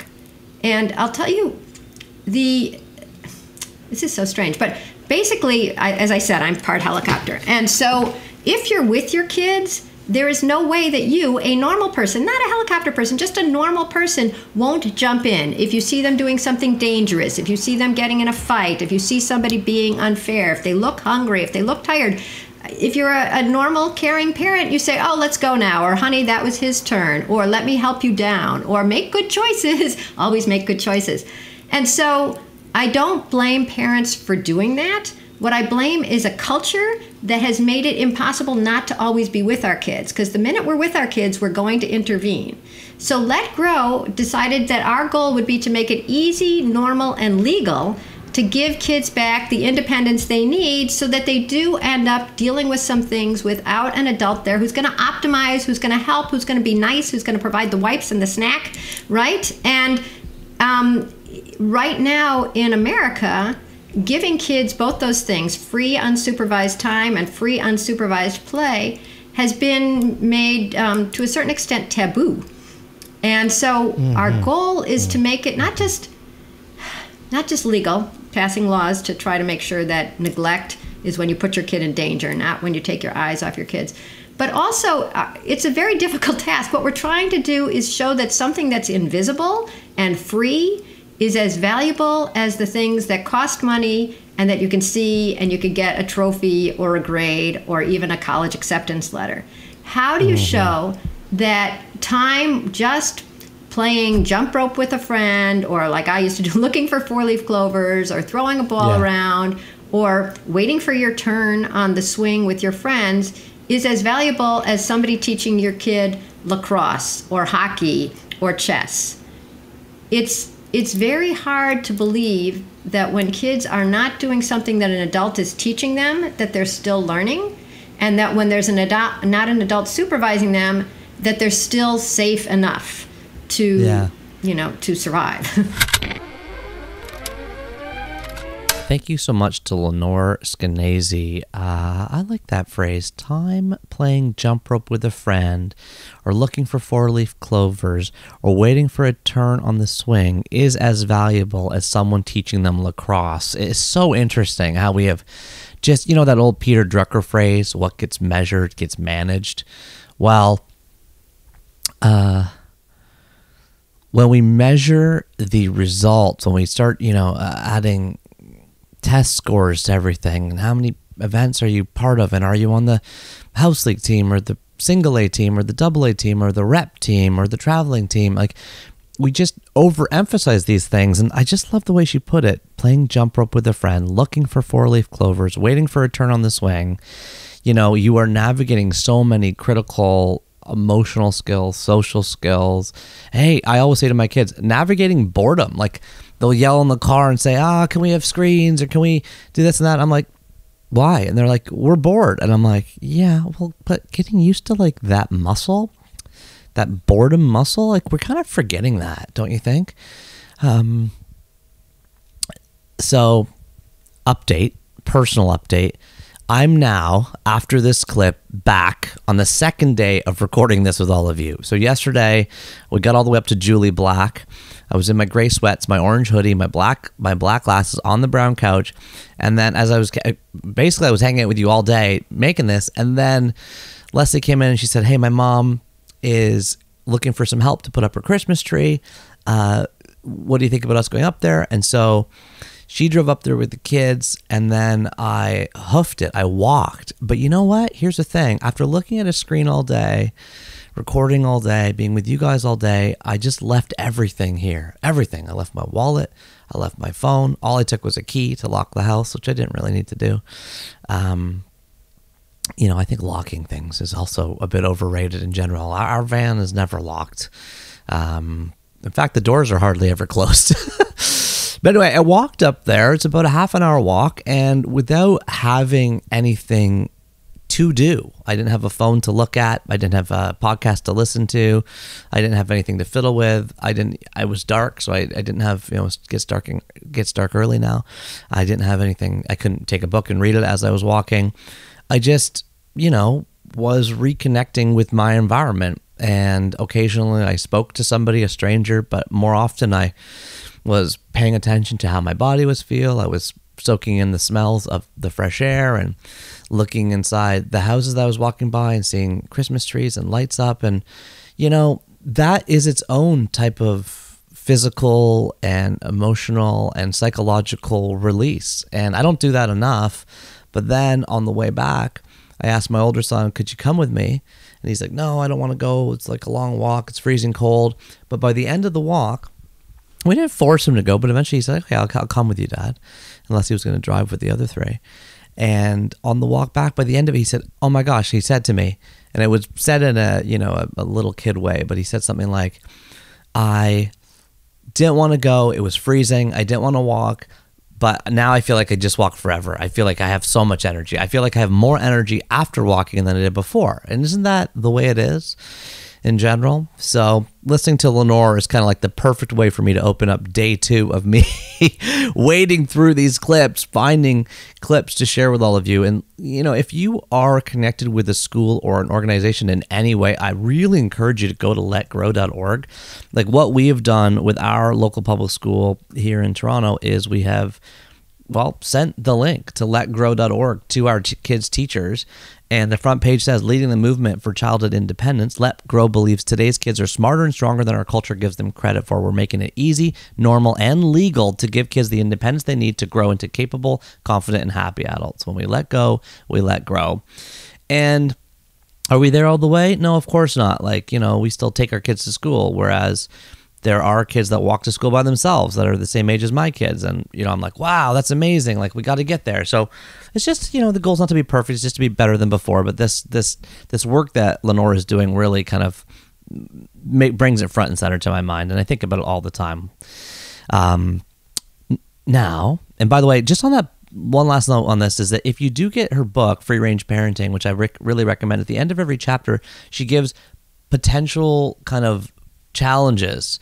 Like a 6-year-old, could they ride their bike around the block by themselves? A 9-year-old, could you leave them and their friend at an ice cream shop by themselves for half an hour? Like the muscle that she's kind of teaching, I think, is so valuable. Anyway, it's all in that book. But she added 3 more books to our top 1,000. They were number 629, The Blue Fairy book by Andrew Lang. Number 628, The Book of Knowledge Children's Encyclopedia. That is the real name, The Book of Knowledge Children's Encyclopedia. Super, super old book, but a funny title. Or is it just called The Book of Knowledge? Maybe it's just called The Book of Knowledge. The Book of Knowledge. Yeah, it's an encyclopedia for kids, published in 1912. Yeah, maybe I'll take off the word children's encyclopedia at the end of that. And number 627, Free to Learn by Peter Gray. Okay, that's the only contemporary book of the 3. And the subtitle is there, Why Unleashing the Instinct to Play Will Make Our Children Happier, More Self-Reliant, and Better Students for Life. Okay, so lots there. Now, let's get into chapter 128. And for this one, we're going to go to a hotel room in Washington, D.C. to hang out with the one and only Heather McGowan. Heather McGowan listens to lessons from the Lakota and the legacy of Luna. She has written a number of books herself. And, you know, she's a graduate of the Rhode Island School of Design. And she's got this real kind of focus on the future of work. So her books, by the way, are called The Adaptation Advantage and The Empathy Advantage. She's spoken at a whole bunch of places World Economic Forum, TED, South by Southwest, written for Forbes, Harvard Business Review. And we talk in the larger conversation about why empathy is essential for leaders, how we rebuild trust, how we can learn to let go, what is a belligerent optimist, and of course, formative books. Let's jump into this chat down in DC with Heather McGowan now. Do you have anything you do in your life to kind of thoughtfully let go of things? Do you have a practice or a belief system or any sort of habits or systems that let you kind of move through things that are weighing on you? Yeah, I try to live every day as if I'm okay to die that day. And if you're okay to die that day, it means you're not carrying anything, you don't have anything unresolved. You know, saying the things you want to say to the people that you care about. You're righting your wrongs as soon as possible, so you're not carrying a lot of stuff on. So if I don't wake up tomorrow morning, I'm okay right now. So there's a lot there. You say, I have to be okay with, righting wrongs as soon as possible. I hear that. A lot of wisdom there. But there's a lot. How do you get to, I'm okay to die today? That's pretty out of reach for most people, myself, like, I have lots of unresolved stuff. I can't just die today. What are you talking? How do you get to that place mentally? You're doing something in your head that gets you okay with that. What are you doing? Well, when I was younger, my brother who just passed away in December, he had a rare form of leukemia and he needed a bone marrow transplant. So I was 18, he was 17, and he was going to die. And by a series of miracles, he had a bone marrow transplant from his biological mother from Korea who came over as donors. Amazing story. It's why I'm an optimist. And I just saw that experience at that age thinking, if his life could end in any day, my life could end every day. And then it turned out, like, in 2019, my life almost did end. I had a rare, very rare gastric bleed that you can't predict. It's biological, and it's like genetic. And once they fix it, you either live or you don't. And it used to be that 80% of the people who got it died, and I was medevaced between trauma centers, and I lost 30 pints of blood in about a day and a half. And they thought I was going to die, but they fixed it, and I'm alive today. So, and close to death when I was younger, almost died a few years ago. I don't know, it just keeps you aware that that's always a problem. Yeah, it's like that's the way it's always going, What do you mean? Live every day as if it's your last, and sooner or later you'll be right. An eloquent little reminder of the finitude, is that the right word? The fragility of life. I feel that a lot, all the time. Maybe not as up close and personal as Heather did, because she had a near-death experience with her brother, a near-death experience herself, but just the philosophy that, try to live every day like I'm okay to die, saying the things you want to say to the people you care about. And I feel this, like, I had a bit of friction with my family member recently, and I got home and I was talking to Leslie about it, and it's like, what do I do? Just, like, reach back out, like, send a note for setting up a time to talk. I don't want things to, like, fester. You don't want to have kind of these stressful relationships carrying on, and if you do, then they may require closure, or they may require a Band-Aid, or they may require, journaling even, or introspection, or a therapy appointment, or trying to process them. But, I think that's just worth thinking about and pausing about. Way back in 2010, in my TED Talk, The 3 A's of Awesome, I said the phrase, "You'll never be as young as you are right now." And baked into that phrase was this idea of, seizing the day, doing what you want, trying to live life with contentment and freedom and purpose and all these ingredients that we know can stir ourselves into a rich and fulfilling, meaningful life. And that's what this show is all about. It is us hanging out outside of the capitalistic sphere without a whole bunch of ads and, kind of prompts to go do this and do that and buy something, or rather just kind of sitting and planting and discussing through the annexed voices of all the, people that have come before us through their books and the people we're talking to, like getting into that area of thinking and hanging out in that area of thinking, because of course you can't hang out there all the time. You know, you got to rush and pick up the kids. You need to eat. We're running around. We can't live in that mental place all the time, but the purpose of the show is to help get us there a bit more often. And Heather McGowan, thank you for helping us get us back there, remembering how fragile life really is. Thank you so much for also giving us 3 more books to add to our top 1,000, including number 626, Sacred Hoops by Phil Jackson. So Phil Jackson, of course, is the, I think, 11-time NBA champion, Chicago Bulls, and then on to the LA Lakers and so on. It's a great book. It's much more spiritual than you would maybe guess. Number 625, The Legacy of Luna by Julia Butterfly Hill, which did make my top 20 books of the year. It's a wonderful book. If you want to feel like you're living up inside of a tree for 2 years, she lived inside of a tree, in the top of a tree, longer than everyone has, to protest this potential cutting down, then you're just going to get transplanted there by this wonderful book. And then finally, the classic 624, The Day They Shook the Plum Tree by Arthur H. Lewis, with that story of Hattie, the witch of Wall Street, but turned into she made $100 million in 1900, like a phenomenal, ridiculous story. So thanks, Heather. So from Washington, D.C., we're going to go, not directly, but eventually, we're going to go to New York City, where I was invited to go to the Core Club by Mr. Sahil Bloom.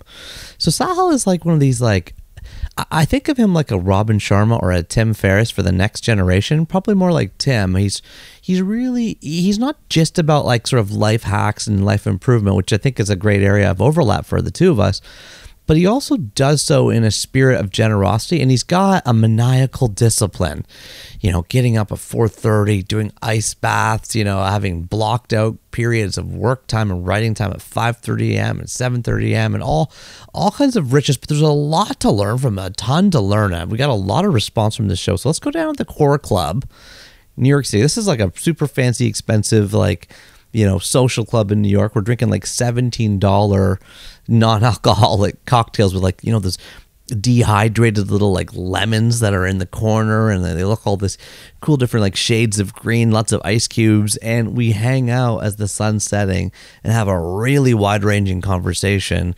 with Mr. Sahil Bloom. What did we title it? It is called Sahil Bloom Freezes at 4 a.m. to Find Fortune and Finish Firsts. Here we go. Let's jump in to chapter 129 now.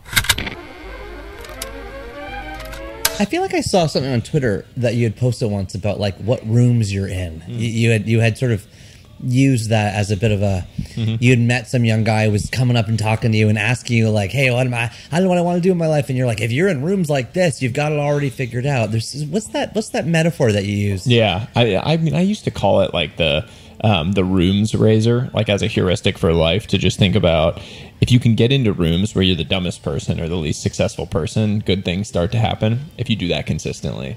And I've always thought that was a good way to approach sort of progress and growth. It's like, don't put too much pressure on yourself, but just get into those rooms one way or another. And if you do that over and over and over again, and you start creating value for the people in some little way, and they want to keep you around or they want to have you around, then you can see a really great growth in your own life. And so I sort of felt that way about this place when I was joining, was like, oh, there's tons of interesting people, and the, you know, initiation or the monthly dues, it's sort of an investment in being in those rooms. And I've had that over and over again. Like, I mean, I've invested in companies where I think I'm probably going to lose my money on the investment in the company, but it got me to be able to go to their events that they host. And at those events, I've met a lot of interesting people that'll lead to really cool things. Yeah. And so I've thought about it now more broadly as like the return on your investment actually has to include any positive returns that come from it outside the financial ones. Right. So there's social. Yeah. There's the financial returns. There's social returns. And it's like future financial returns that aren't directly tied to the investment in that company. Hard to see from the vantage point. If you take a more broad-based view on what it looks like, right? Yeah. Like I recently there's this holding company that I invested in, which I actually now think will end up being a fantastic outcome financially. But when I did it, I invested $25,000 in this company.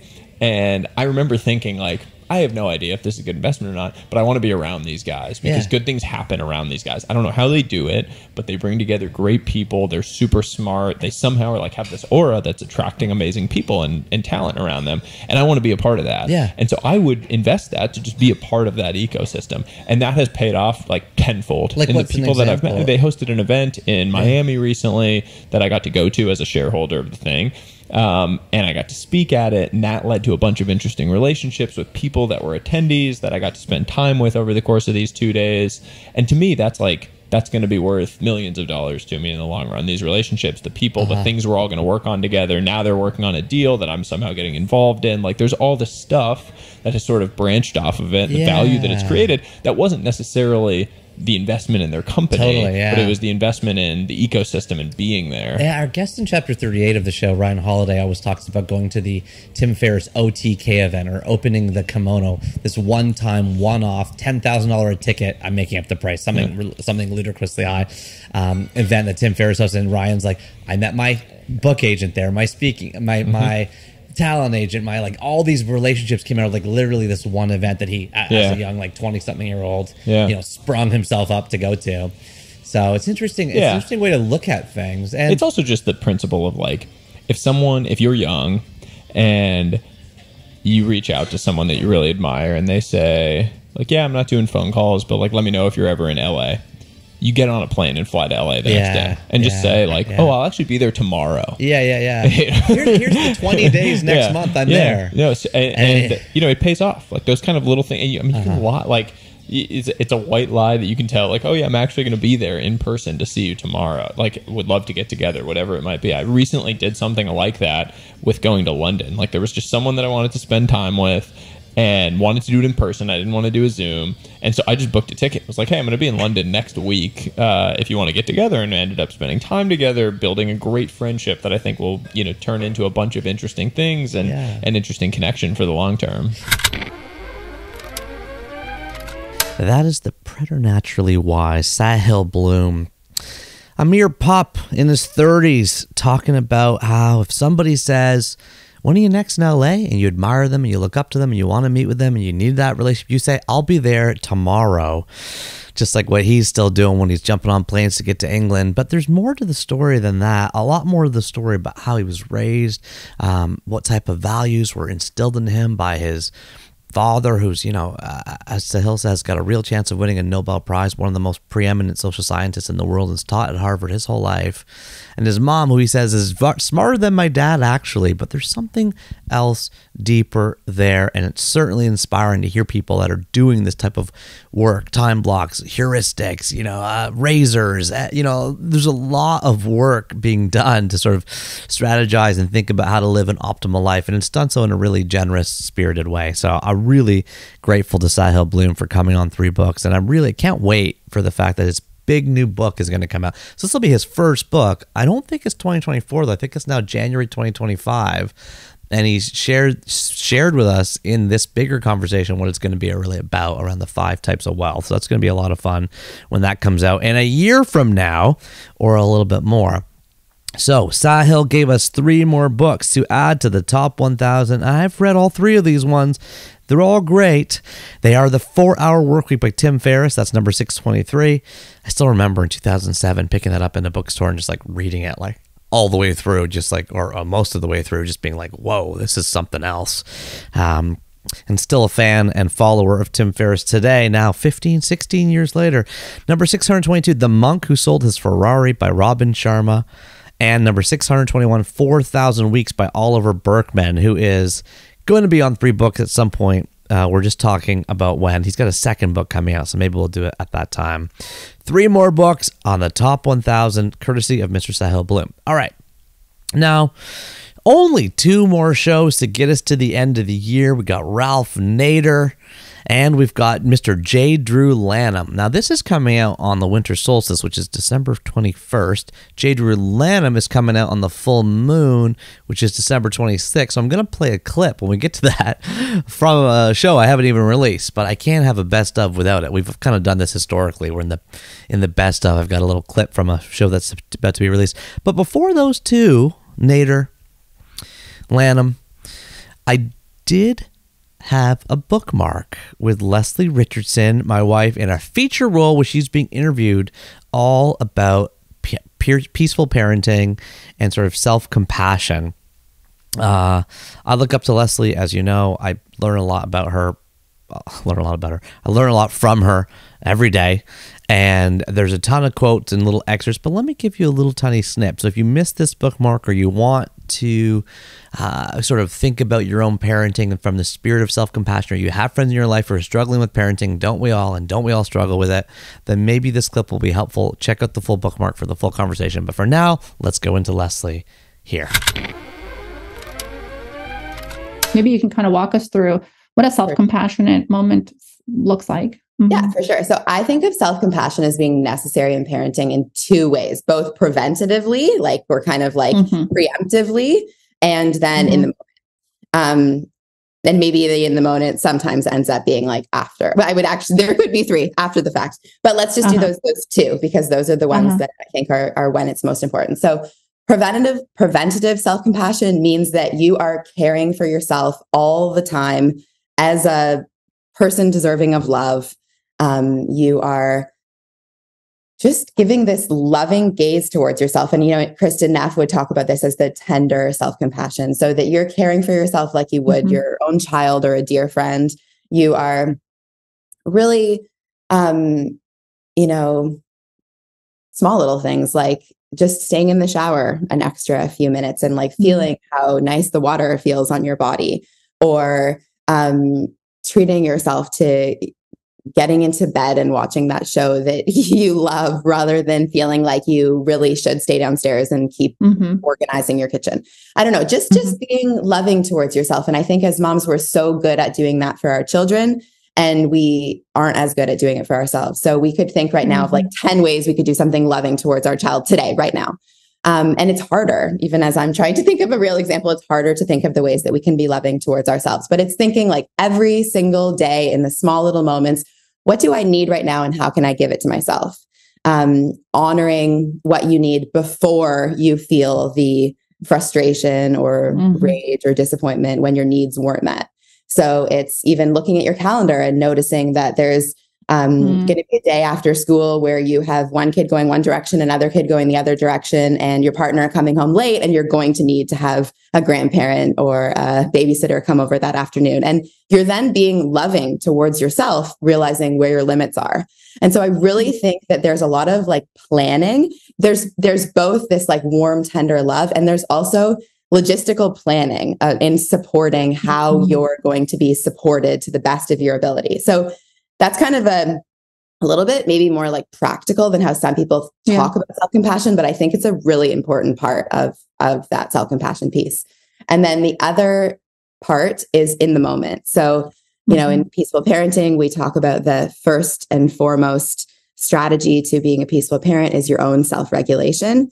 And I believe that you kind of can't regulate your own emotions unless you're being loving towards yourself, in the same way that you can't ask your child to regulate their emotions unless they're feeling connected to us as their parent.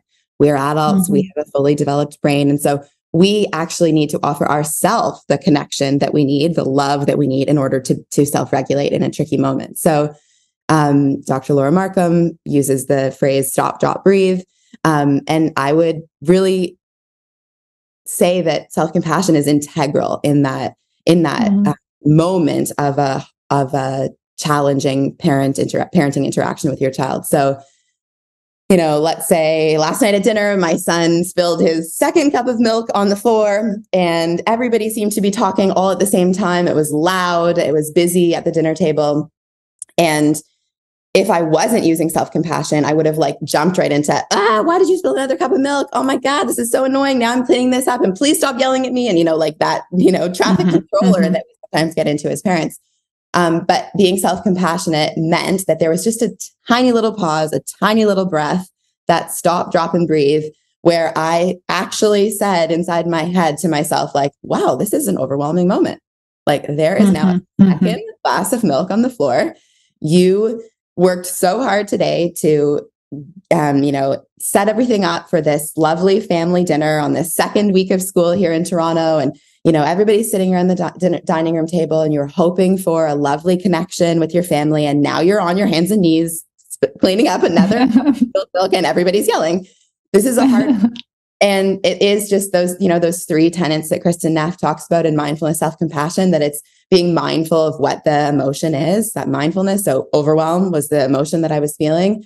And then kindness, being like gentle and warm to yourself in the way that you would to your child or to a dear friend. So saying like, you know, one of my favorite lines is, how human of you. I say that all the time. How human of you that this is overwhelming. Like, look around and almost like a laugh kind of comes to my mind of like, look at this kitchen right now, like how chaotic it is. And no wonder you're overwhelmed. How human of you. And just being like warm and kind towards myself. And then that common humanity piece as well. So saying like, here I am on this floor thinking about every mother in the history of time who has filled up. You know, like in honor of, it's like, I am not alone here. You know? I am part of you. Yeah. I love yes, that. Exactly. Like I am with every woman that has parented throughout history and right here in this moment on my hands and knees, like humbled yet again by the magnitude of this job being a mother. And all of that internal dialogue happens in like a split second, right? It really, we don't have the time to turn away from that spilt milk on the floor and go and do a 20-minute meditation to tap into all of that. It's like literally a split second. But if I could slow down my thoughts to try to explain it to somebody, that's what's included in that moment where I stop, drop, and breathe, and I go through those 3 components of self-compassion. And in doing so, I'm then able to be like, oh my goodness, you know, okay, let's get this milk cleaned up. Like everybody just stay in their seats. Those bikes, like there were bikes going through the milk. Like it was just, and maybe from the outside, nobody would have seen the like loving posture that I was in towards myself in that moment, but it was necessary in order to be loving towards my toddler right after. And so I was like, okay, you know, grabbed my husband to hold the bike off and grabbed the cloth to clean up the milk. And I'm thinking all those thoughts in my head. And then I'm like, woo, okay, here we go. Everybody back to the table. Let's try that again. And we got back to the table and we continued our conversation. And so there wasn't anger and there wasn't rage and there wasn't frustration towards my child. I was emotionally regulated because I was compassionate towards myself. So that's how it really plays a role in the moment. And I think that the preventative and the in the moment are very interconnected, because had I not done the preventative and the preemptive type of self-compassion, I don't think I would have had them as much access to it right then in the moment. Leslie, I could listen to you all day, and often, and sometimes I do. Okay, let's keep moving, guys. We're almost done now. We're almost through the best stuff. You know, a lot of people's best of, they sort of cherry pick a few, my favorites. I've never been able to do that. I kind of like, okay, we got 13 chapters on the year, 13 full moons this year. Let's pick a snip from each of them. I've been a bit better on making them shorter as I've gone along here, but still. Now, chapter 130, Ralph Nader on corporate crime, creating classist chaos. Nader is probably best known for running for president 4 times, at least today. That's what people know him for. People think of him as the spoiler for that Gore versus Bush decision in 2000 when, if you recall, Gore won the popular vote. It came down to Florida. There was all kinds of issues in the Florida. There was first of all, Jeb Bush was the governor at the time. There was the butterfly ballot that people voted for the wrong person because they couldn't read those papers. There was the ballot machines were not counting things properly. And then no one knew who won. And so 6 weeks later, the Supreme Court passed a law saying just finish this thing. But really, when the dust settled, and there's a wonderful documentary about this, which I highly recommend, all about Ralph Nader, that came out in 2006.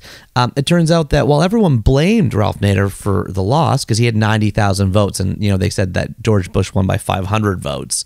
So obviously, if those 90,000 were over on Gore's side, he would have won the presidency, the whole shebang. And a lot of people say, oh well, George Bush's kind of elections, what kind of tipped us into that type of politics, which tipped us into Trump, and on and on and on. But when you go into the documentary, when you go into the research, and as we talked about with Ralph on the program, 7 third parties had more than 500 votes. It wasn't just him, but also there was a whole bunch of other issues in there. You know, the Democrats sort of gave in instead of the ballots being properly counted. There was Jeb Bush trying to influence things for his state, for his brother. There was like a whole bunch of other dynamics, but the easy and quick narrative was that it was Ralph Nader's fault. In fact, you know, now President, then Senator Joe Biden even castigated him and said he's not welcome in the halls of Congress anymore. So, you know, you see elected leaders in the states. I'm a Canadian, so I'm speaking like from a distance here. I don't know my U.S. politics as well as a lot of you guys do, but you know, you got Bernie Sanders kind of caucusing with the Democrats, but running as an independent, right, from Vermont.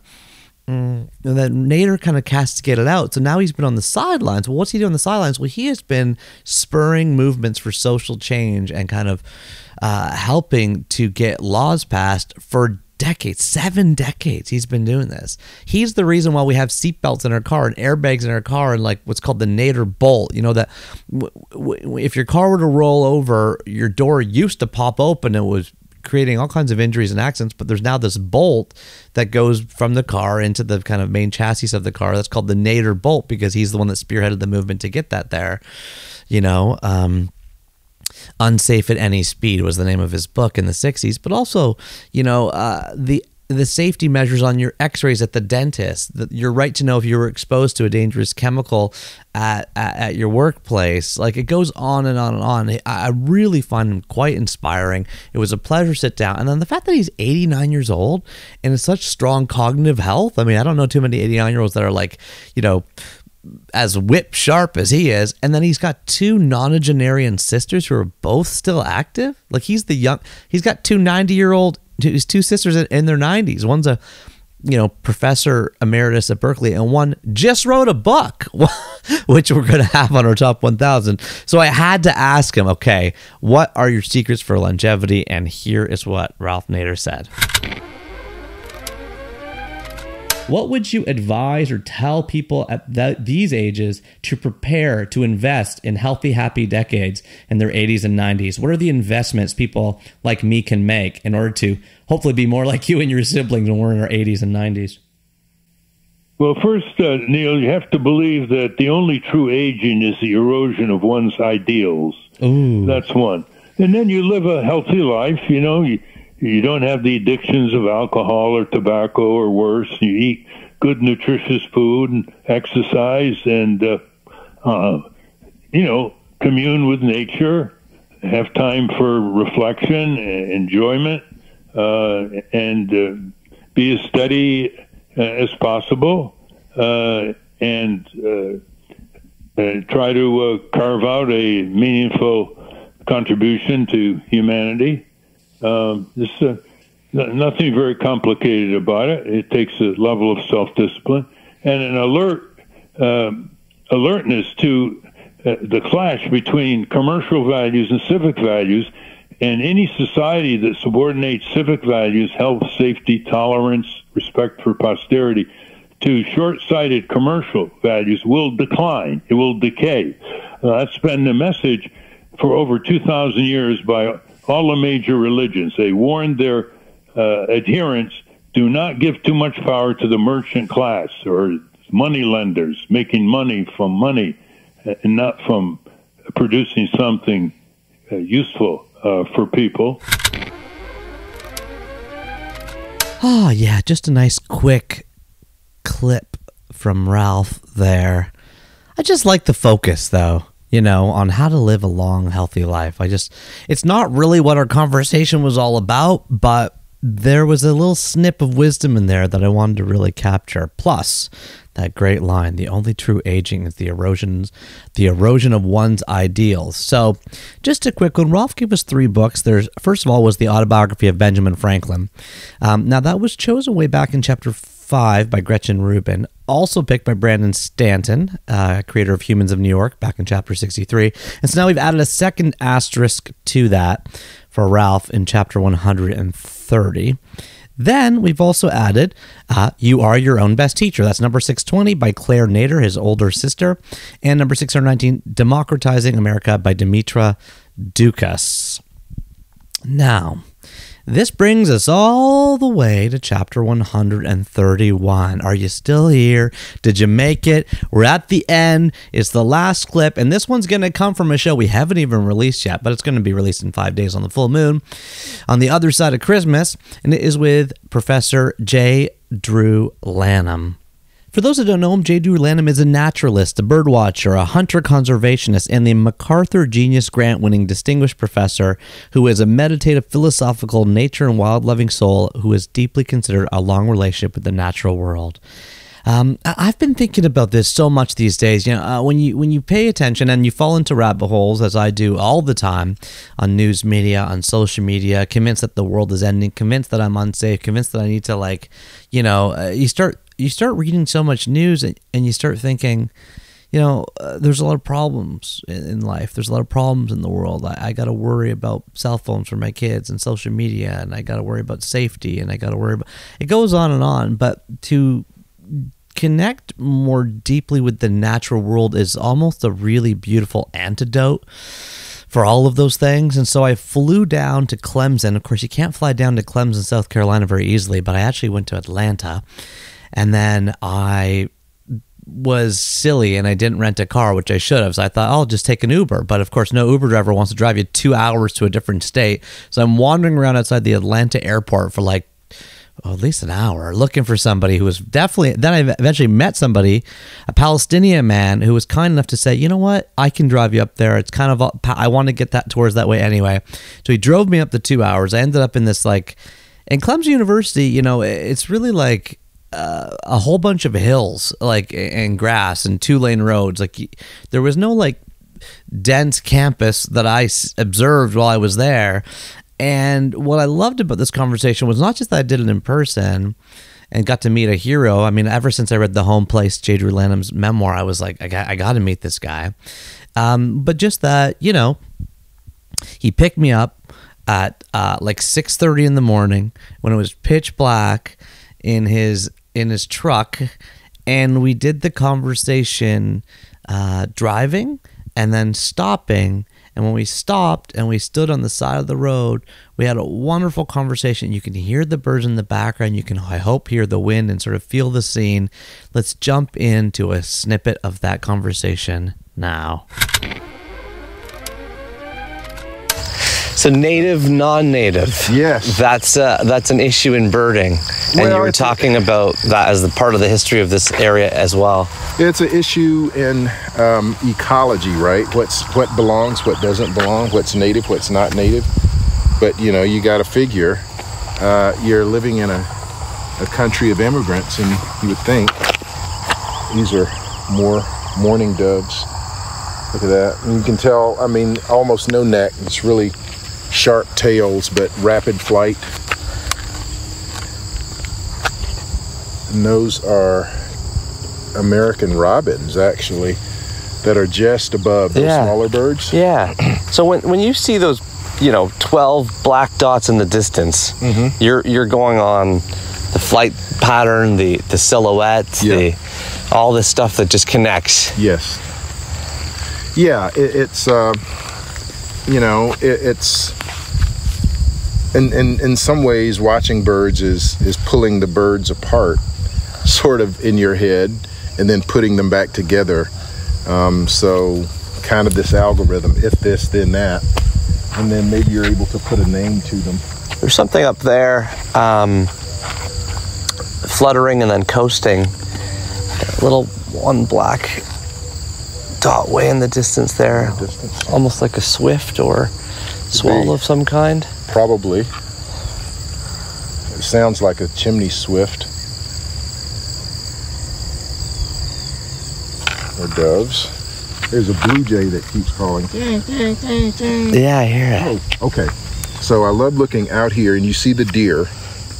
Look in that far, far, far pasture. Yes, I see it. You'll see a line of white-tailed deer. Oh, beautiful, yeah. 1, 2, 3, 4, 5, 6. There. In there you've got an animal that is native, right? At one time was almost hunted to extinction, but now is abundant and some people would say overabundant. You ask about some of my labels. I mean, it's an animal during the season that I hunt, that I eat, that my family eats.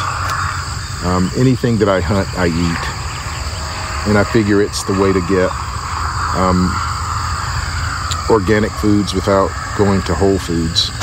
So, and, I get to exercise my omnivorous option there. It feels like, the birding and hunting, my gut says there's not a tremendous overlap. Am I wrong? Yeah, I think, I think birding in a lot of ways, it's sort of non-lethal hunting. A lot of people want to think that it has no impact, but depending on who the birders are and how they're behaving, whether or not they are ethically observing, boundaries or the rules of birding that say, try to minimize your disturbance to the birds so that you aren't creating a situation where the birds are being stressed or sort of taken out of their routine, and maybe exposing them to stress or predation or something that would cause them not to do well, not to be themselves, so to speak. Hunting, on the other hand, I'm out there, you're observing in both exercises, bird watching and hunting, you're observing behavior. Hunting, sometimes something dies. Yeah. And birding, hopefully not. So, for me, that's where they overlap. I'm probably not a better deer hunter because I spend a lot of time when I'm supposed to be hunting deer watching birds. And so I can get distracted from that task at hand. But hunting is extraordinarily important to me because, again, it's sort of a way of recycling. Ultimately, Neil, when all my days are done, I hope that my ashes are spread out so that I get to produce stuff that the deer then eat. And, Circle of life. Circle of life, yeah. The road here. There's always something. Drew's just picking up... there we go. Right, Grimace's birthday. Grimace's Chicken McNugget. Chicken McNugget box. As you're going, you're picking up litter. Well, you know what? Even if it's just, this, and, the world is better by one less piece of trash. Exactly. So... I could listen to Drew all day. Such an eloquent, beautiful, soulful, poetic spirit, who has given us 3 more books to add to our top 1,000, including number 618, A Sand County Almanac by Aldo Leopold, just beaten out by a hair for my top 20 of the year. I had this in there. I was playing with it. I really wanted to get down to 20, and I cut this one out, but it's a really wonderful book if you want to just more deeply connect with nature. Number 617, The Golden Book's Guide to Field Identification of Birds of North America. Now, this was formative to Drew because it was just the first field guide he got his hands on. There are so many now. You could, if you're on the east coast of North America, Sibley's Birds East. If you're on the west, Sibley's Birds West. There are, of course, local field guides. I have a Birds of Ontario book that I still love and treasure, and it goes deeper into like exactly what day and what days of the year that the birds will be having, laying eggs and how many days they'll be flying. It's just so interesting. But I like his advice, which we didn't capture here, but it's in the longer conversation, which he says, just go to a used bookstore. There's always bird field guides available, and don't just buy one, buy a handful and give them out to your friends and family, because the birds don't really change. We might change the name of them or what we know about them, but largely they are constant in the world. So pick up a field guide, basically. That happens to be his. And number 616, Last of the Curlews by Fred Bodsworth. We also add an asterisk to My Side of the Mountain by Jean Craighead George, previously picked by Allie Ward, host of Ologies. All right, now it's interesting getting to the very end. This was a pilgrimage. Like, it took me 2 days to listen back, figure out the right clips. And then this isn't even, as I'm talking to you, it hasn't even been edited yet and put out. I do this because I love it. I feel like I want to hang out in this world more, the world of oral connection, the world of having friends in distant places and talking about what makes life meaningful and exploring what makes, what makes this all matter, and trying to reach up and touch and scratch and hang out in that space where we can just sort of rest knowing that, we're doing our best, we're living great intentional lives, and we're trying, as always, as best as we can to do so in a way and in a spirit of generosity, of connection, of community, of love. I really love the opportunity to hang out with you through 3 books. It's going to go all the way up to 2040. So every single full moon up until 2040, that'll be 22 years after we started, we're going to discuss and explore life's biggest themes through the power of reading. What we haven't done in this best of course, is what we usually do in our chapters, but we aren't going to do it here, where I take your calls, I read your letters, I play your notes, and we have a little bit more of an after party. But this whole thing felt like an after party. I'm now in the corner of the couch. I'm definitely in a lying down sort of splayed. I got my legs out in front of me, got my laptop still teetering on my knees. And I just want to say thank you. Thank you so much for the opportunity to hang out. I hope I was able to keep you company on whatever you're up to. And I wish you all the best for 2024 and beyond. Until next time, remember that you are what you eat and you are what you read. Keep turning that page, everybody. And I'll talk to you soon. Take care.